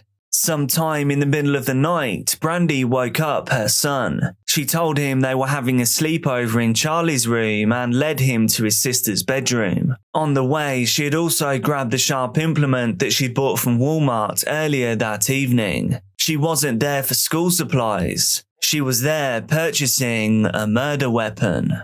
Charlie was fast asleep in her bed, and when Tyler got into the room, his mother stabbed him in the neck multiple times. As she was doing that, Charlie woke up and asked her what was happening. It was dark and she couldn't see very well. Brandy told her to go back to sleep. But just a few moments later, she did the same to her. While her 2 children bled out in front of her, Brandy attempted to take her life with the same sharp implement.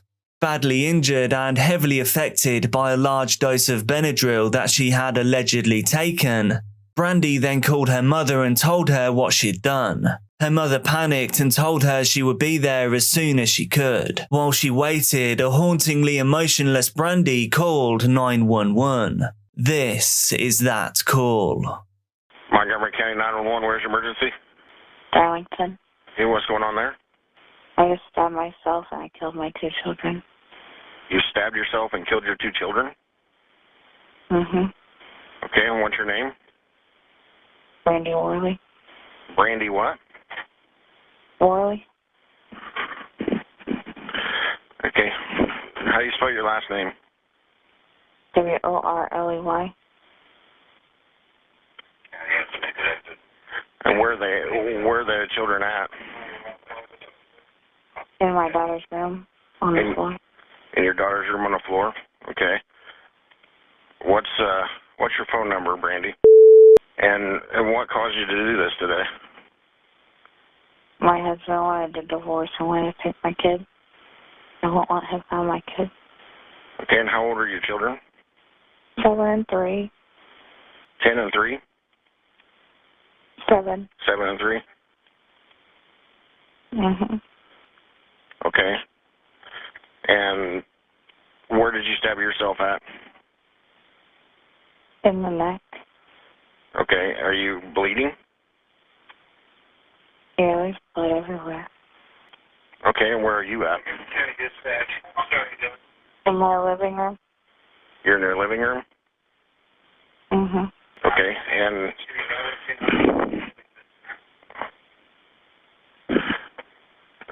are you armed now with the knife still? No, it's in my children's room. Hello? Yeah. Okay, where's your husband at? Downstairs somewhere. Okay, what's his condition? I don't know. I haven't talked to him. And when you say downstairs, is he in a basement or? Yeah. Okay, what's his name? Jason. Is what? Jason. Nathan? Jason. Jason? Jason Worley? Yeah. Okay. And do you have any other weapons with you? Yeah. No. No? Okay. And what are you feeling right now? I mean, you're tired? Are you where? Yeah. I took a lot of Benadryl. You took a lot of Benadryl? Yeah. Okay. Okay. And is there anyone else in the residence besides your children and you and your husband? I called my mom. You called your mom? What did she say? To hang up and call 911 and she'd be here in a second. Jason, who had finally decided to free himself from the marriage for a better life with his kids, was now living his very worst nightmare. Earlier in the evening, Brandy had told him to sleep on the couch. If he had slept on the couch instead of in the basement, would he have heard their last moments? Would he have been able to save them? Or would he have perished with them? I'm sure these questions will haunt him for the rest of his life. Brandy initially pleaded not guilty, planning to claim she was legally insane. However, no one was buying it. She eventually changed her plea to guilty. In March 2018, she was sentenced to 120 years for the murder of her own 2 children. During the sentencing hearing, the judge said, "Sometimes there's no explanation. Darkness is in this world and it penetrates our minds and our hearts." As of today, Brandy is locked up at the Indiana Women's Prison in Indianapolis. She will remain there until her final days. In a final Reddit update, Jason touched on the sentencing under a different username. He said that no sentence, however tough, would bring his children back, and a death sentence would have given her what she wanted and failed to do to herself. He said he doubted a life sentence would have changed her mind. She had always been proud of living with no regrets. In his post, he updated everyone on how he was feeling. His life had been a constant struggle since he had lost his children. He turned to alcohol and even contemplated ending his own time on this planet over the tragedy. With the help of his family and friends, he's coping and moving forward every day. He now considers himself to be doing well. Tried to get in, open the door, and there was a child dead. And yeah, we tried to do what we could to help, and unfortunately, we were too late.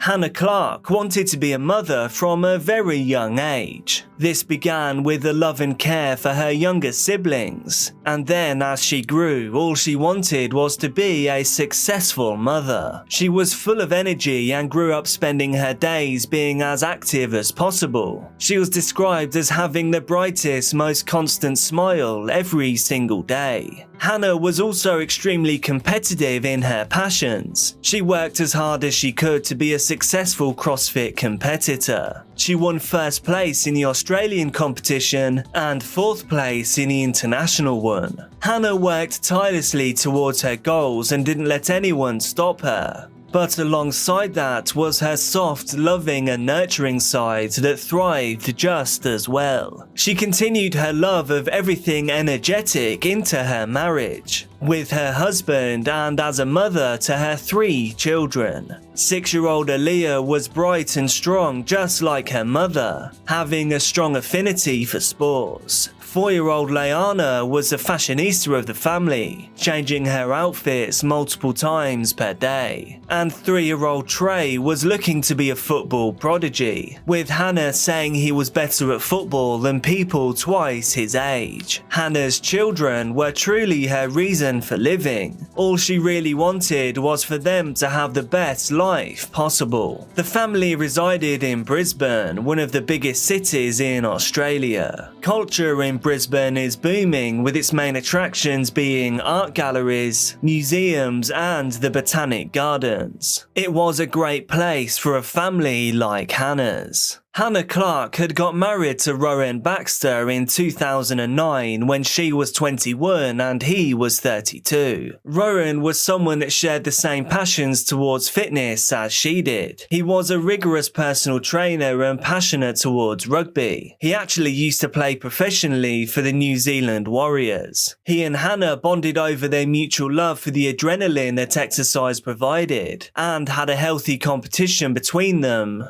at first. Rowan had won over her family when they were first together, despite their initial reservations. However, things quickly turned around and went downhill quickly. As their marriage continued, Hannah's mother would witness Rowan become increasingly more controlling. Friends of his would report his ruthless style of training, working his clients to the point of vomiting. And this type of mentality quickly carried over into his relationship with Hannah. Hannah was no longer allowed to wear shorts to the gym, and she had to stop wearing pink since her husband thought it was a little girl's colour. In addition to his controlling nature, Rowan also had very specific views on what a marriage should look like. In his mind, women were to be 2 things for their husbands: a housekeeper and a prostitute. As their marriage progressed over the years, Hannah was suffering more and more, but she would constantly deny that she was a victim of domestic maltreatment. However, Rowan called Hannah a fat pig, which, as you can see, couldn't be further from the truth. And I feel like I should just add this quickly. That shouldn't really be said about anyone else either. Rowan lacked any type of empathy towards his wife, responding to both her physical and emotional pain with the simple phrase, "toughen up." He tore her down in every sense of the word, calling her disgusting and pointing out the fat on her stomach when she got dressed for work in the mornings. Hannah's husband was jealous of her successes in athletics and as a trainer, not being able to live with the fact that she was better than him at his own passions. Their marriage dragged on for 10 years, as Hannah was broken down by Rowan's behaviour, but she stayed married to him for the sake of her children. It even got to the point where people knew that Rowan was cheating on Hannah. His cousin recalled seeing them at a family barbecue, where she witnessed him messaging other women without any shame. For much of the marriage, Rowan was able to keep the darkness of their relationship under wraps. He simply projected a fake persona. He was able to portray to the masses that any bad rumours about him were malicious lies against a good guy, someone that was just trying to get by and do the right things in life. He had this mesmerising ability to make people feel bad for him, but Hannah's family saw right through it. When he couldn't fool Hannah's siblings or parents, Rowan did everything he could to isolate her from them. Textbook behaviour. Hannah's mother explained, "We'd go down to the coast and if they turned up and saw us there, they would go to another beach." Rowan's control over Hannah only became worse as time went on, and more people were beginning to notice. One of Hannah's good friends, Manya Wali, worked in a domestic maltreatment field. She tried to talk to her at length about the way that Rowan was treating her. Manya asked Hannah if Rowan had ever threatened to harm her or her children, to which she simply replied no and denied that she was being abused by her husband. Hannah did, however, talk with Manya about the fact that Rowan had threatened to harm a previous partner when she tried to leave him. As she encouraged Hannah to open up about her relationship, the things that Hannah did discuss was Rowan's control over her life and over her children. He also demanded intimate time from her daily, and when she refused, he would prohibit her from going to the gym or spending quality time with her kids, using the two things that she loved the most in the world as a weapon against her. He would constantly look through her messages on social media with clients, accusing her of cheating on him with any male name that he saw, even names that Rowan knew personally through the gym. In response to this, he would take any money that Hannah had, and then blame her for being an incompetent spender. Manya, upon listening to Hannah's claims, did her best to explain the very real danger of her relationship with her husband. She explains the realities of emotional, intimate, and financial maltreatment, trying to make her understand that what she was experiencing was domestic abuse, that this certainly wasn't love, and it definitely wasn't healthy. And eventually, with the support of her friends and family, on December the 5th, 2018, Hannah finally gained the courage to leave Rowan after 11 years together. She left secretly while he was away from the house. This was so that he couldn't intimidate her into staying. This strength on the part of Hannah turned Rowan into a kind of villain that Hannah had never seen before. He had become a menace. His almost total loss of control igniting a flame inside him that he simply couldn't contain. Hannah did her best to make the separation cordial for the children, allowing Rowan to see his children on occasion. Despite her efforts, her estranged husband would make every meeting tense and aggressive, with one of his visits ending with him kidnapping one of the kids for 4 days. And he took the middle one and just took off with her in my car. And now he's trying to play games with me on the phone. I know it's frustrating. I know it's his. I don't object to him actually seeing the kids. I just... What's his name? Rowan Baxter. Because he does this, he's fine for 1 minute and then the next minute...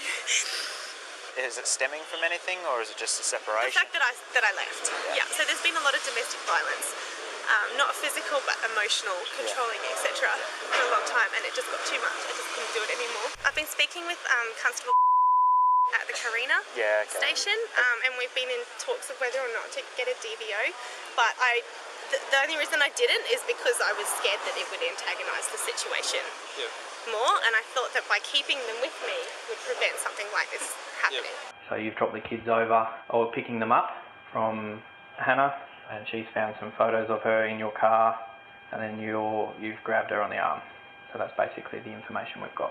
On this occasion, Hannah was packing up the kids from a visit, and Rowan wanted them to stay the night. And then, when Hannah refused, he grabbed their daughter out of her arms and ran down the street, throwing her into a car and then driving away. Hannah had to get the police involved to regain custody of her child, a child that had endured trauma at the hands of her husband. These events led Hannah to file a court order of domestic violence against Rowan, urging him to be cordial with Hannah at risk of being arrested. But this order would prove to be useless against Hannah's ex-husband. Things would only get worse, with Rowan assaulting Hannah in front of his friend's home, almost breaking her wrist. And because of this newest offence, Rowan wasn't allowed within 20 metres of Hannah. But of course, this didn't stop him. Rowan stalked Hannah wherever she went, and he convinced his friends to send her malicious emails, detailing how awful awful she was as a wife and as a mother. He somehow found a way to track her, sending her cryptic messages and photos of the places that she would go,